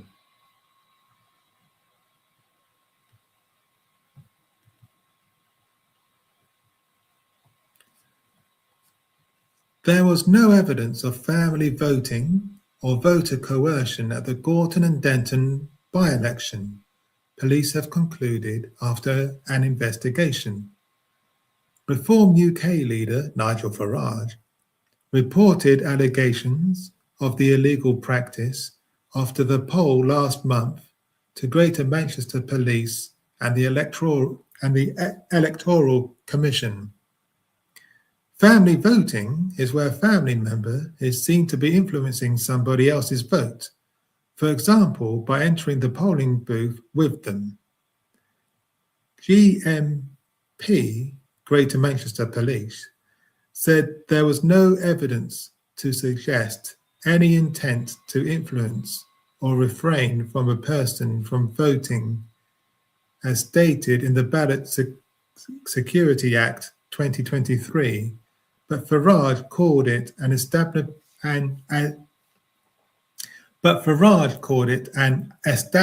whitewash. Of course he would, wouldn't he? He's just a sore loser. It's been proved now that there was no coercion, that there's no family voting. We know now, because of this investigation, that there's no evidence of family voting at Gorton and Denton, but he just won't accept the evidence because he's a bad loser. He's a whiny, nappy baby. It's pathetic. He just can't stand the fact that Reform lost and the Green Party won, fair and square. He can't stand it, and so he's clutching at any excuse.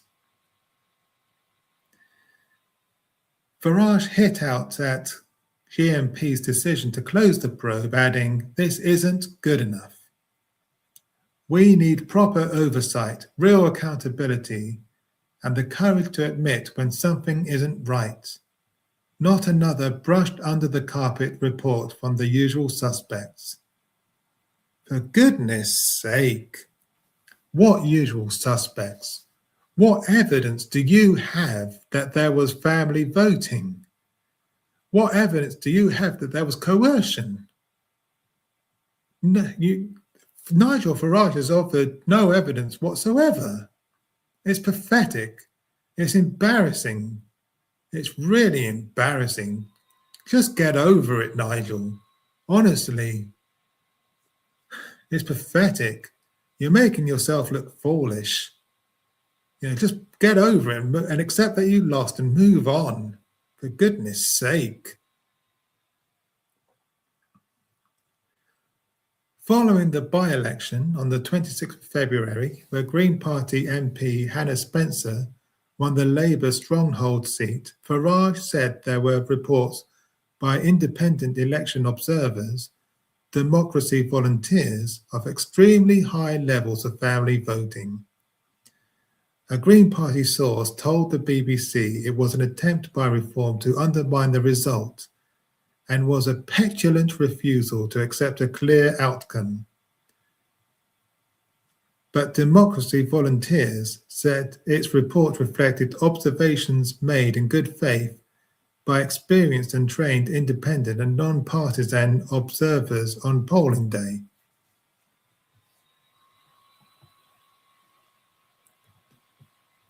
You know, the thing is, she won by almost 5,000 votes.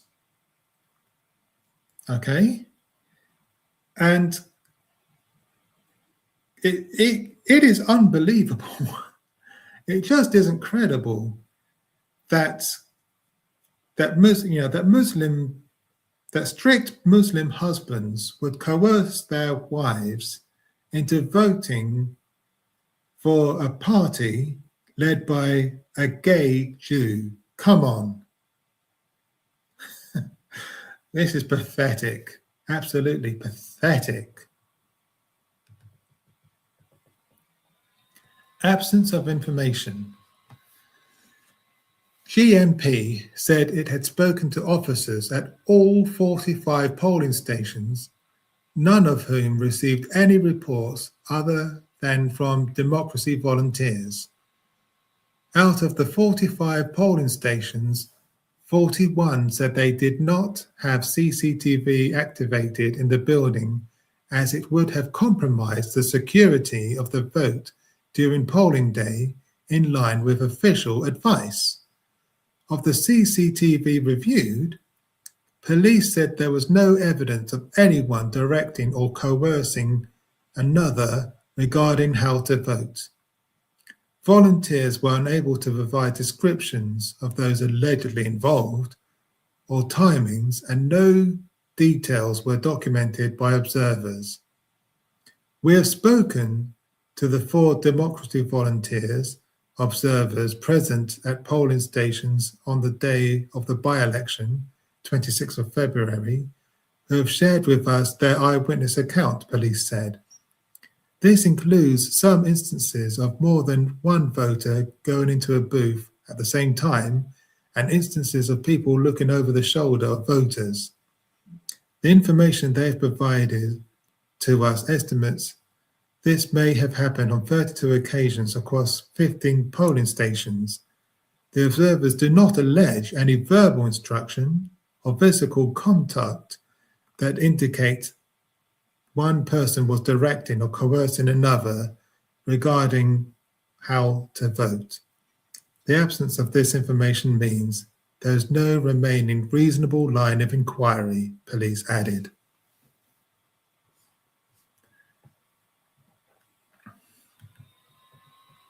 There's a picture of Hannah Spencer there.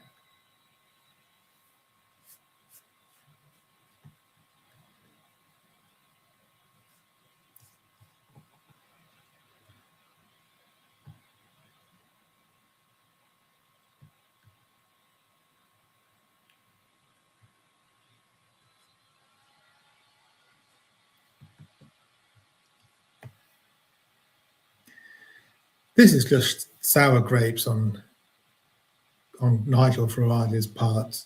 He just doesn't want to accept the results. It's as simple as that. But he's not the only one who's been complaining.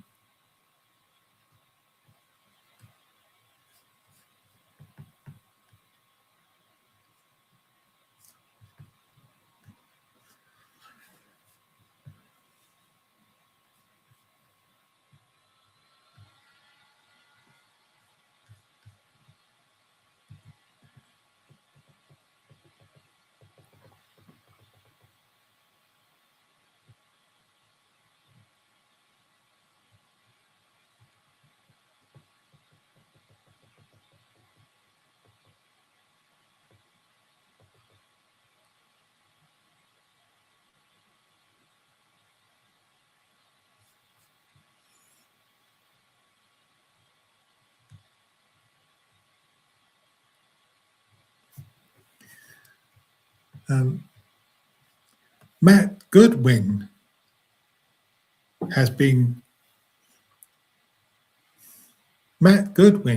complaining that this is a whitewash as well.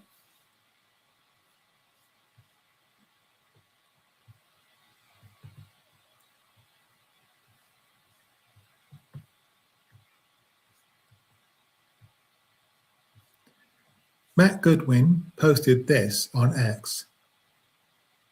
Shock horror from the very same police force that concluded when the Labour Party blatantly lied in a spliced speech, there was nothing to see here, whitewash. Sectarianism is taking over our democracy, vote reform. And he's quote tweeting Politics UK that tweeted, new Greater Manchester Police say they have found no evidence of family voting in the Gorton and Denton by-election. And the replies are hilarious.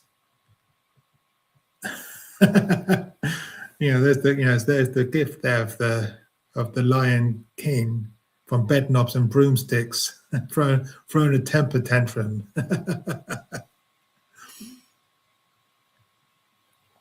Stu Does Things tweeted, got beaten, won't accept the result, cried cheat, got proven wrong, won't accept the result. Fuck's sake, dickhead. Just shut the fuck up. Nobody cares. Go and get AI to write another book for you.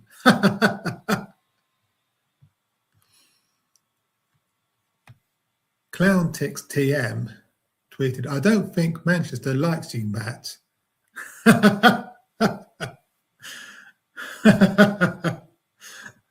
That meme is hilarious. The People Puzzler tweeted, you're just a sad loser who won't accept the truth. The public don't like you, sad. The People Puzzle tweeted, you're just a sad loser who won't accept the truth. The public don't like you, Sand. The public don't like you, Sand. You're right. Hang on, I'll start that again. The People Puzzle tweeted, you're just a sad loser who won't accept the truth. The public don't like you, Sand your racist ways. Gareth Chamberlain tweeted, I see you're still taking your defeat well. Matt Badloss is here to stay. Brilliant. Brilliant. I hope he's known as that for a long time. I hope that nickname stays with him forever. Matt Badloss.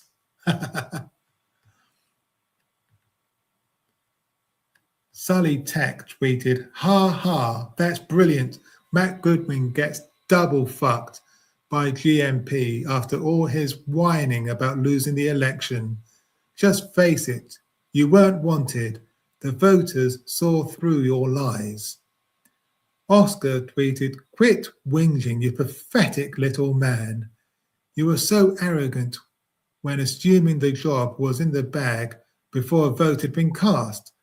But now you know that your divisive nonsense isn't quite as popular as in the real world as it is on here. You lumped your whole credibility on it and lost. Theo tweeted, you clearly never played any sort of sport, Matt. Rugby too violent, football too fast, no dignity in losing fair and square. Pathetic. Probably known as the bunch of Goodwin bad loser tossers down the street.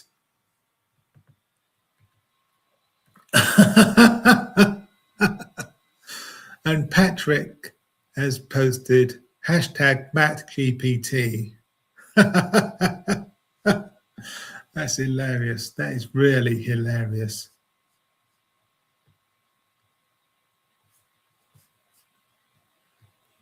Yeah, this is just sour grapes. They can't stand losing. They're just bad losers. That's all there is to it. It's pathetic. Really, really pathetic.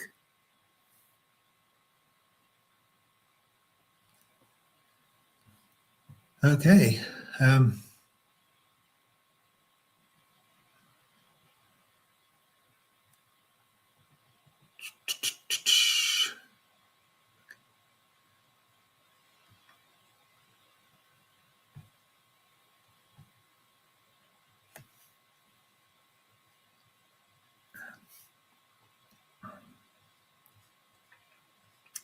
Let's move on.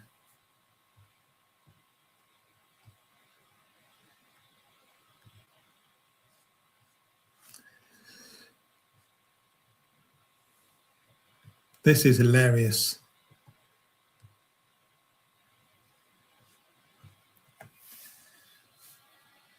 This is a story from Reuters by Jana Winter and AJ Vicens. Iran-linked hackers breach FBI director's personal email, publish photos and documents. That's hilarious. That headline in itself is hilarious. That is so fucking funny.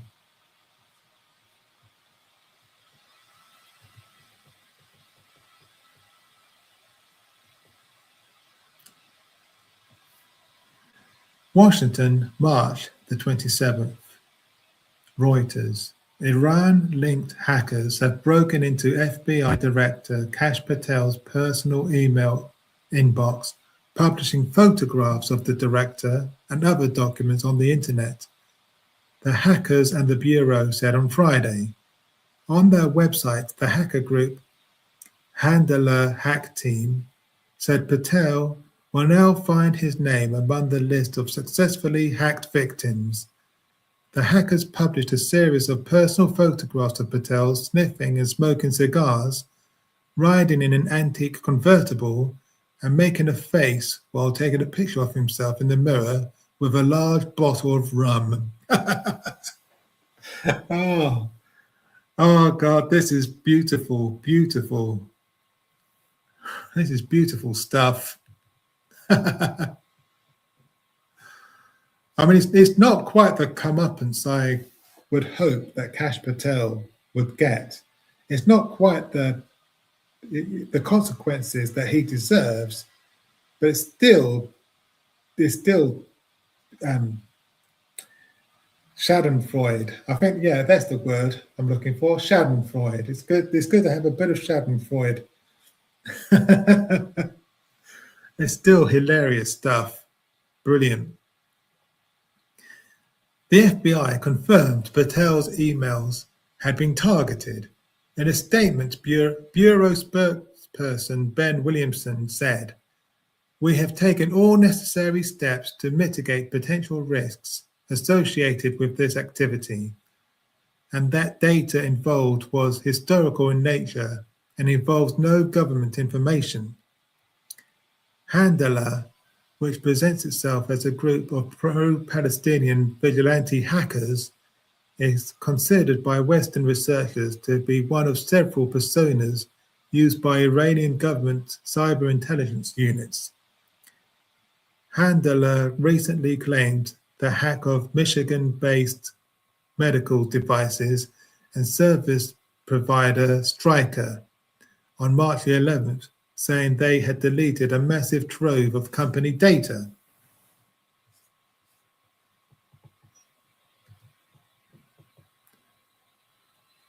Handler did not return messages. Reuters could not access its website late on Friday. Alongside the photographs of Patel, the hackers published a sample of more than 300 emails, which appear to show a mix of personal and work correspondence dating between 2010 and 2019. Reuters was not able to independently authenticate the Patel messages, but personal Gmail addresses that Handler claims to have broken into matches the addresses linked to Patel in previous data breaches preserved by the dark web intelligence firm District 4 Labs. Alphabet, owned by Google, which runs Gmail, did not respond to requests for comments.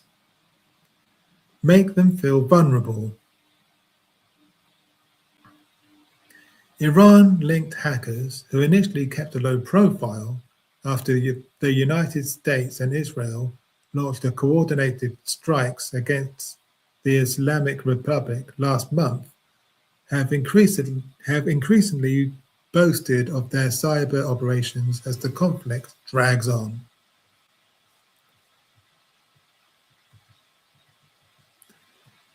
In addition to the hack against Stryker, Handler on Thursday claimed to have published the personal data of dozens of defense company Lockheed Martin employees stationed in the Middle East. In a statement, Lockheed Martin said it was aware of the reports and had policies and procedures in place to mitigate cyber threats to our business. Gil Messing, Chief of Staff at Israeli cybersecurity company Checkpoint, said the hack and leak operation against Patel was part of Iran's strategy to embarrass US officials and make them feel vulnerable. Which begs the question, who's next, I wonder? Who are they going to hack next? If they want to make if they want to embarrass US officials, plural, and make them feel vulnerable, who's next, I wonder? Who are they going to hack next? It's going to be really interesting to see who they go after next. Could it be J.D. Vance? Steve Miller? Who knows? Watch this space. It's going to be very interesting. Very interesting.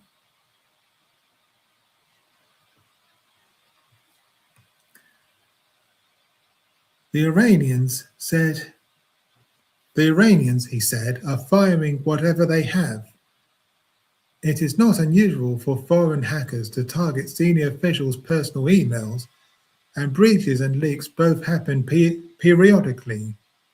Hackers famously broke into Hillary Clinton campaign chairman John Podesta's personal Gmail account ahead of the 2016 election and published much of the data to the WikiLeaks site.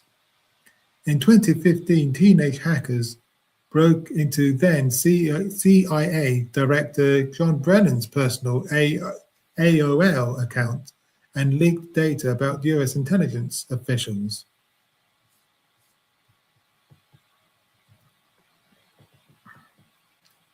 Relatively unsophisticated breaches of this nature are in line with a US intelligence assessment reviewed by Reuters on March 2nd. The assessment said Iran and its proxies could respond to the killing of Iranian Supreme Leader Ayatollah Ali Khamenei with low-level hacks against US digital networks. Iran-linked hackers may have other emails in reserve. Last year, another group operating under the pseudonym Robert told Reuters it was considering disclosing 100 gigabytes of data stolen from the White House Chief of Staff, Susie Wiles, and other figures close to US President Donald Trump. Reuters has not been able to verify the claim, and the group has not responded to messages in several months. So, yeah.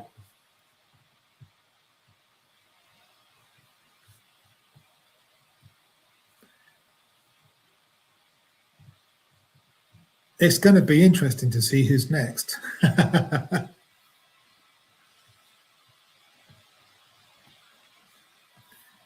But watch this space. We shall see.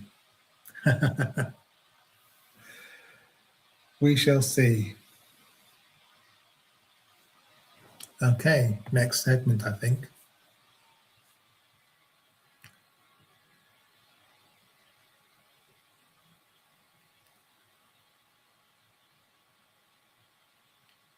Only a few stories left.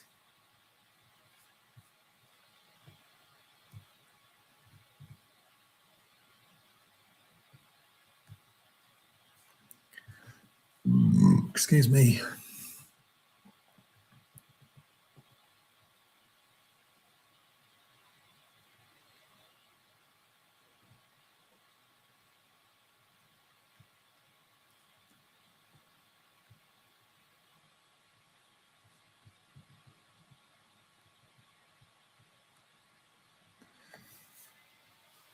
This is from Wales Online.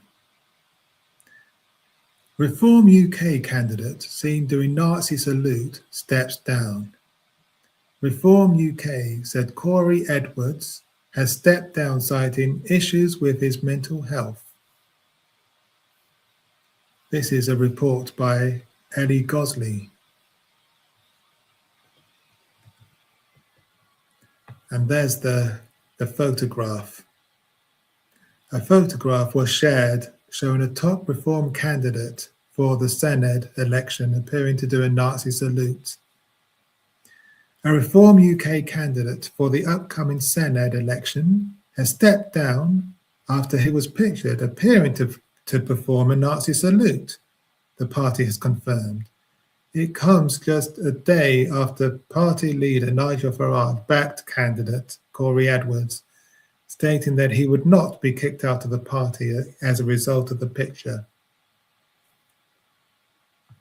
So in other words, if there hadn't have been so much of a backlash against this, no action would have been taken. Because he's not sorry that he's not sorry that it happened. He's just sorry that there's, you know, that his candidate got caught, and he's sorry. He's just sorry that there's been so much backlash against it.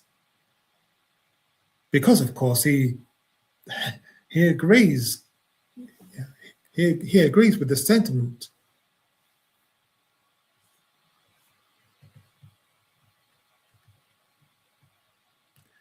Former Conservative, of course, is a former Conservative. They all are, aren't they? Former Conservative Corey Edwards was standing for Reform UK in the Penny Bont Bro Mongannon constituency. He was the party's top candidate for the constituency.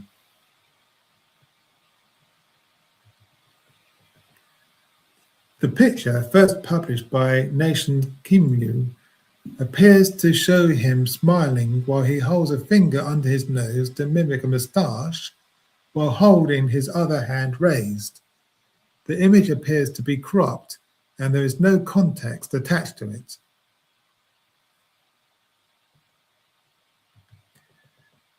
On Friday afternoon, a day after the image was first shared, Reform UK confirmed Edwards was stepping down as a candidate due to issues with his mental health. And I just want to say, I really, if he really is having issues with his mental health, then of course I wish him all the best. I hope that he makes a swift recovery. But the cynical part of my nature can't help but think that he's just using mental health issues as an excuse. Because this happens, this happens a lot. This happens this happens all too often. All too often when a politician or celebrity is caught doing or saying something bigoted or immoral, they blame it on either mental health issues or autism, and that makes me sick. It is. I really hate it when that happens. I really hate it when people use either autism or mental health issues as an excuse for bad behavior, for immoral or bigoted behavior. It makes my blood boil, to be honest.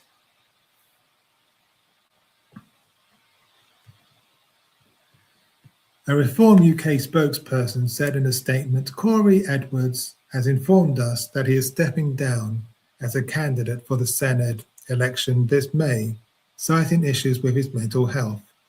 We wish him well for the future and hope his privacy can be respected at this difficult time. In other words, he was probably told to to step down. He's probably told to jump before he was pushed. That's probably what has happened.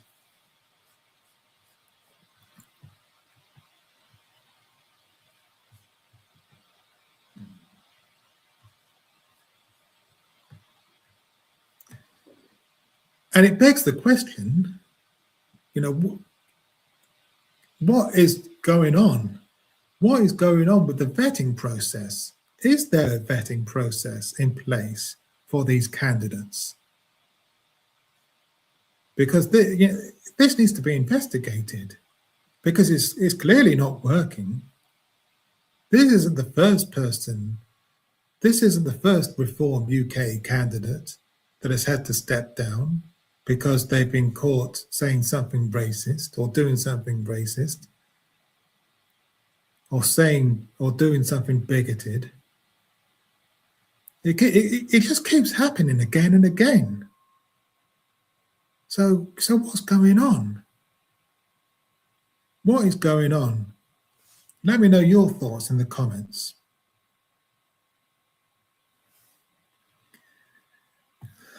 Excuse me.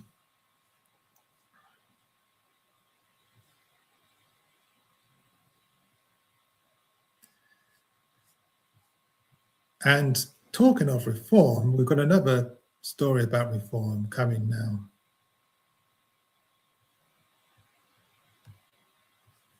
This is sickening. This is really bad.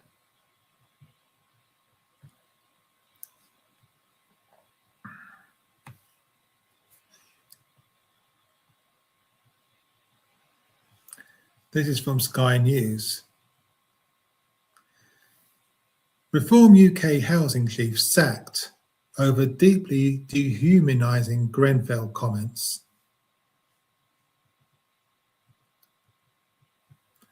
There's a picture of him there.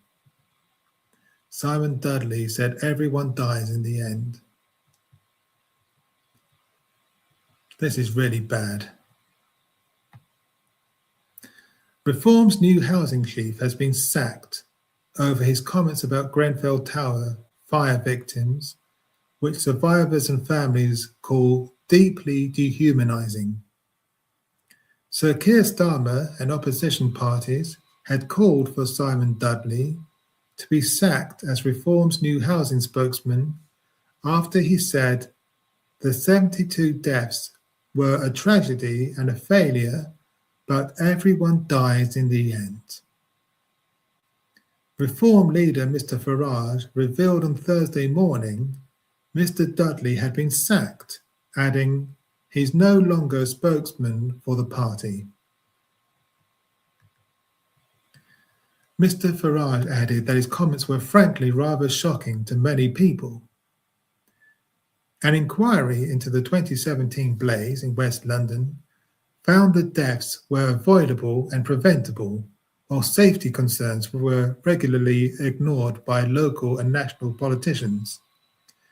Grenfell United, which represents some of the survivors and bereaved, said in a statement on Thursday, our loved ones did not simply die, they were failed. And this is the thing. He just, brushes this over by glibly saying that all people die in the end. But these 72 people who lost their lives at Grenfell, these tragic deaths were not due to fate. It was due to negligence.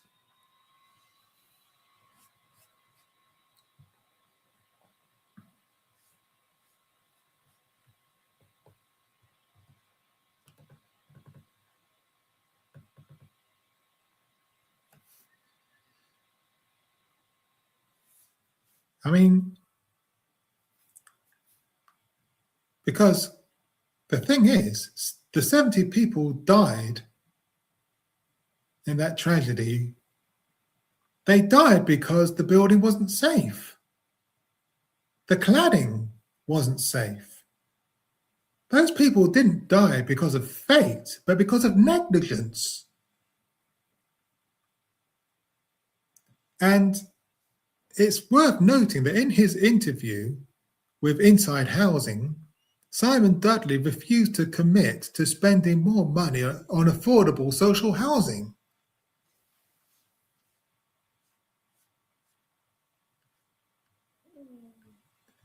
Because the thing is, reform are not, they don't care about us. They don't care about our safety. They don't care about our well-being. They don't care about the poor. They're just in it for themselves.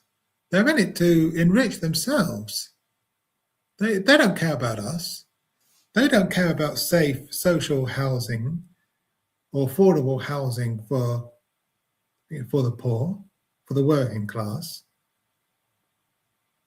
They only care about enriching themselves and their cronies.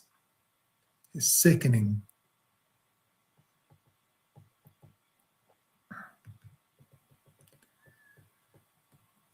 They were trapped in their homes, in a building that should have been safe, in a fire that should never have happened. Reducing their deaths to an inevitability strips away the truth. This was preventable. To speak about Grenfell in this way is to erase responsibility.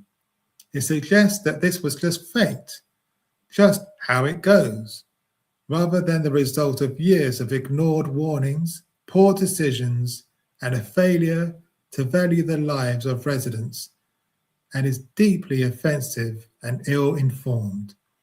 Everyone deserves the right to a safe home, but this attitude clearly shows Simon Dudley is not the man to ensure that happens. And the Reform Party are not the party to ensure that happens.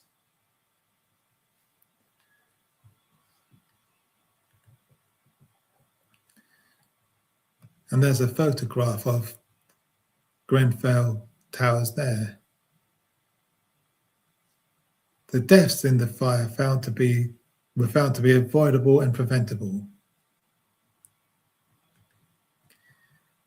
In an interview with industry magazine Inside Housing, that's the interview I've just been talking about, published on Wednesday, Mr. Dudley said the building safety regulations introduced after Grenfell fire were not working. That was a tragedy. It was a failure, he said. Sadly, everyone dies in the end. It's just how you go, right? Extracting Grenfell from the statistics, actually people dying in house fires is rare. Many, many people die on the roads driving cars, but we're not making cars illegal. So why are we stopping houses being built? But that's not the point. That's not the issue here. Yeah, we're not making cars illegal, but if cars are faulty and they're causing accidents that could be prevented, we take them off the road. And we ensure that that the cars in question are repaired and if necessary, replaced by cars that are safe. That's the point. What an asinine thing to say. On Thursday morning, the Prime Minister called on Reform leader Nigel Farage to sack Mr. Dudley over his comments. I mean, I'm glad that he's been sacked, but why? But again, why was he given that position in the first place? Well, why wasn't he vetted properly?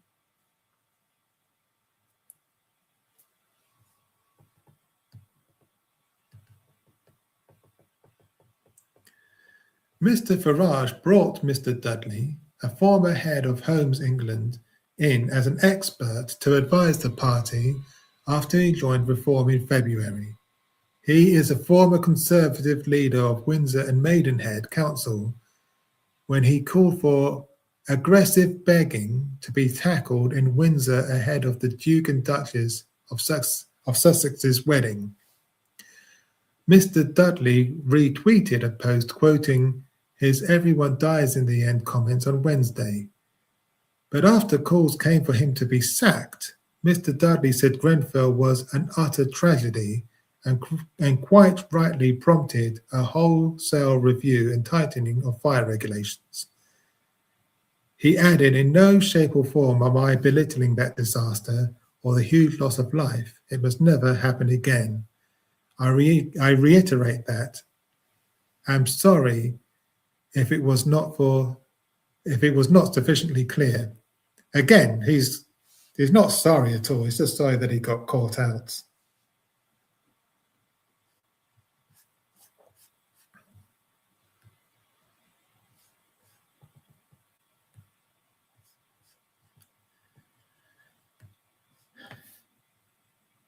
Reform are not our friends.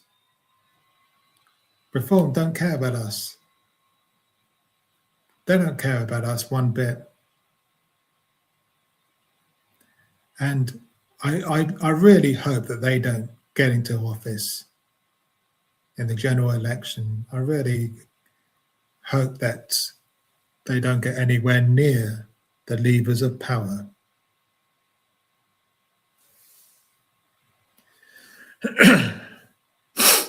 Okay.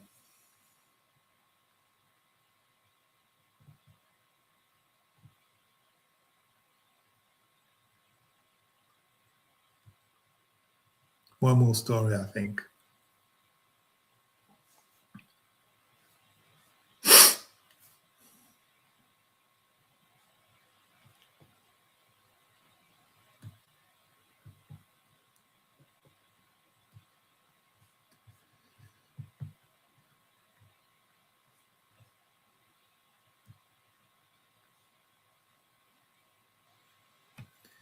This is from The Mirror by Mikey Smith, deputy political editor in Dallas, Texas. Liz Truss demands Trump-style revolution in UK in unhinged conspiracy rant. Britain's least successful prime minister warned a globalist elite had taken over universities and institutions in the UK. She branded non-right-wing media the enemy and called for Britain and America to cut off their oxygen.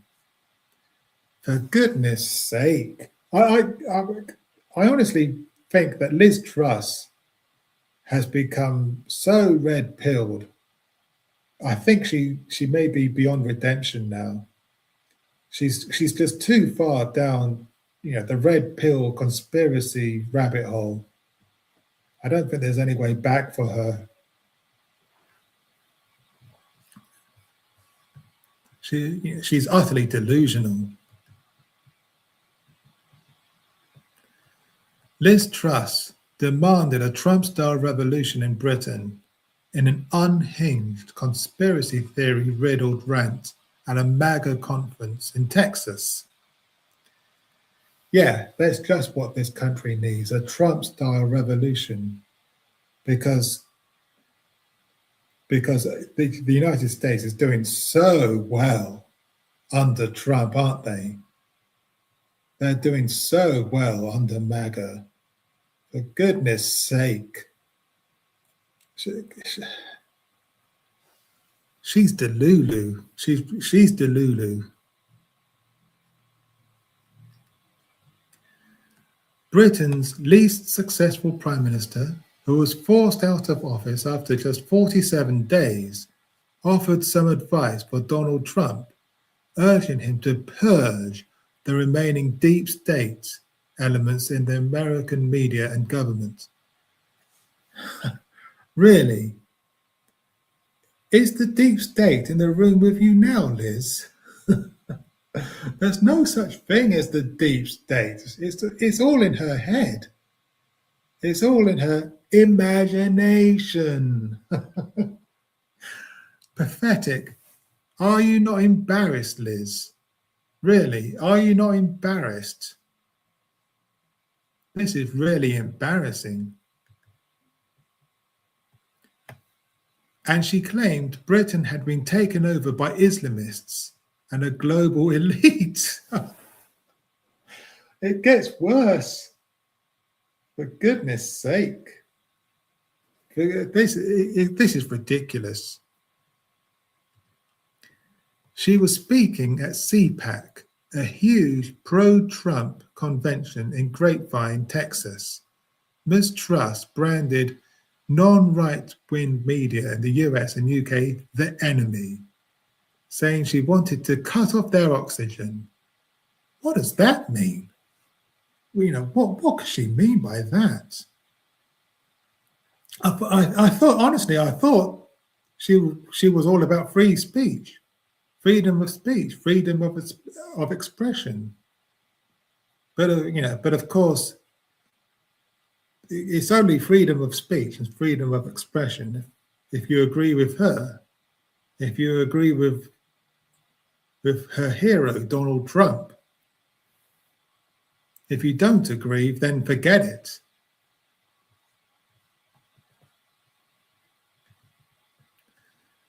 That's what needs to happen in America and across the Western world, she told the hardcore MAGA crowd. Please help us fight these forces in Europe, because if you don't help us defeat them in Europe, they're coming for you next.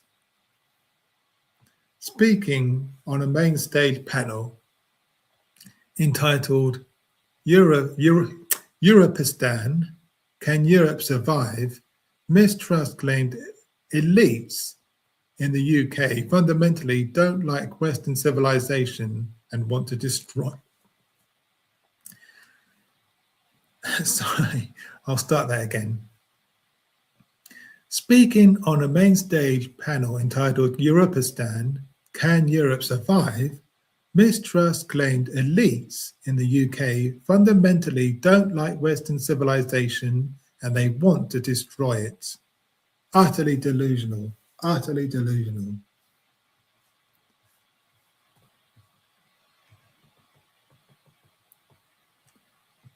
Slipping into wild far-right conspiracy theories, she claimed a globalist movement had captured the institutions, the universities, the mainstream media, and the corporate sector and the bureaucracy. They believe in open borders. Who is this they? Who is this they she keeps talking about? And of course she says all this with no evidence. There's no evidence for her claims whatsoever. She's just parroting far-right talking points as if they're facts. With no evidence to back up what she's saying whatsoever. It's ridiculous. It's completely idiotic, delusional. They believe in human rights, by which I mean the human rights of illegal migrants. They believe in things like transgender ideology. They don't believe in the family. Who? Who is this they? What evidence do you have for any of this? The right, and in that I include the Conservative Party, in which I served as a minister and prime minister, we did not do enough to take them on. For goodness sake. She is so red-pilled. She continued, we went along with the status quo. Things like net zero, which means we have the most expensive energy in the world. We didn't reverse the changes into our constitution. We've allowed the DEI to be embedded. We've allowed Islamism to grow in our country. And that is the fundamental problem. She's living on another planet. She's living in a parallel universe. none of this is happening. It's all in her head. It's scary just how delusional Liz Truss has become. But the problem is people listen to her. I don't know why. She, as this article has already pointed out, she's the least successful prime minister we've ever had, only lasting 47 days. So why people are platforming her and listening to her, I don't know. It beggars belief.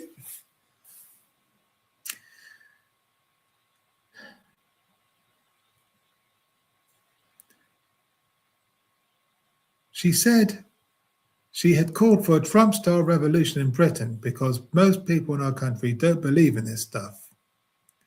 They want to have a family. They want to have a nice car. They want to go on a nice holiday. They want to live in a Christian country, she said.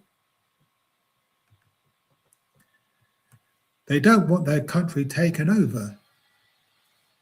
She went on to defend Lucy Connolly, who was jailed in 2024 for inciting racial hatred after posting on X calling for a hotel holding refugees to be burnt down. Lucy Connolly pled guilty to this, by the way. So to defend her is just idiotic. It boggles the mind. People ask me, is it really true, Liz, that people are being put in prison for talking about what's going on? She claimed. And I say, yes, it's true. No, it isn't. That's bollocks.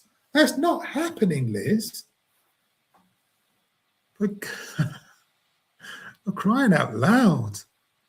We saw Lucy Connolly, a young mum, jailed for 31 months for posting on X. That's how bad it is. No, she was jailed for inciting violence. That's why she was jailed. She was calling for a hotel holding refugees to be burnt down. And she pled guilty,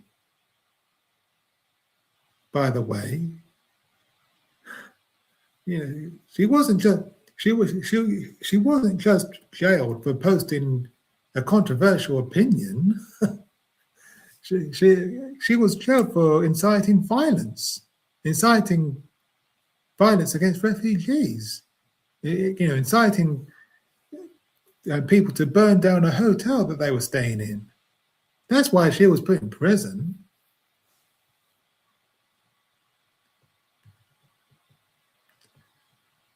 She said it was a myth that all cultures are equal, and she claimed she had not realized the extent of the globalist takeover of Britain until she became Prime Minister. Oh my God. Crying out loud. I'll hold my hands up, she said. I did not realize how bad it was until I got into government, until I got to the top of government and saw how it actually operated. And that has convinced me that we need to completely change the way our country is run. This is just a grift. Let's be clear about this. This is just a grift. This is just Liz Truss's way of staying in the limelight. She saw that she got ousted as Prime Minister after just 47 days. And she's just doing this to stay on the lecture circuit and to keep making money. It's just a grift. It's just the same far right grift that we see from other failed politicians and celebrities. That's all this is. We need to change the media. We need to take on the mainstream media, and we can no longer appease these forces because these things are getting worse in Britain. She warned the audience that the same thing she claimed was happening to the UK was coming to America.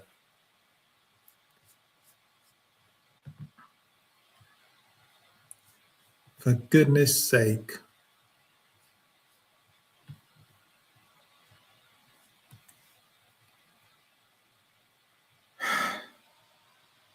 She, yeah, I really think that Liz Truss is just so red-pilled now. She's beyond redemption. But what do you guys think? Let me know in the comments. And that's everything for tonight. If you've made it this far, then please do consider subscribing. It won't cost you anything, but it really helped me out. I'm trying to achieve my first goal of 500 subs, and it really helped me with the algorithm. If you like and share, and if you want to support the stream, you can. The links are in the description. Okay, thank you and good night.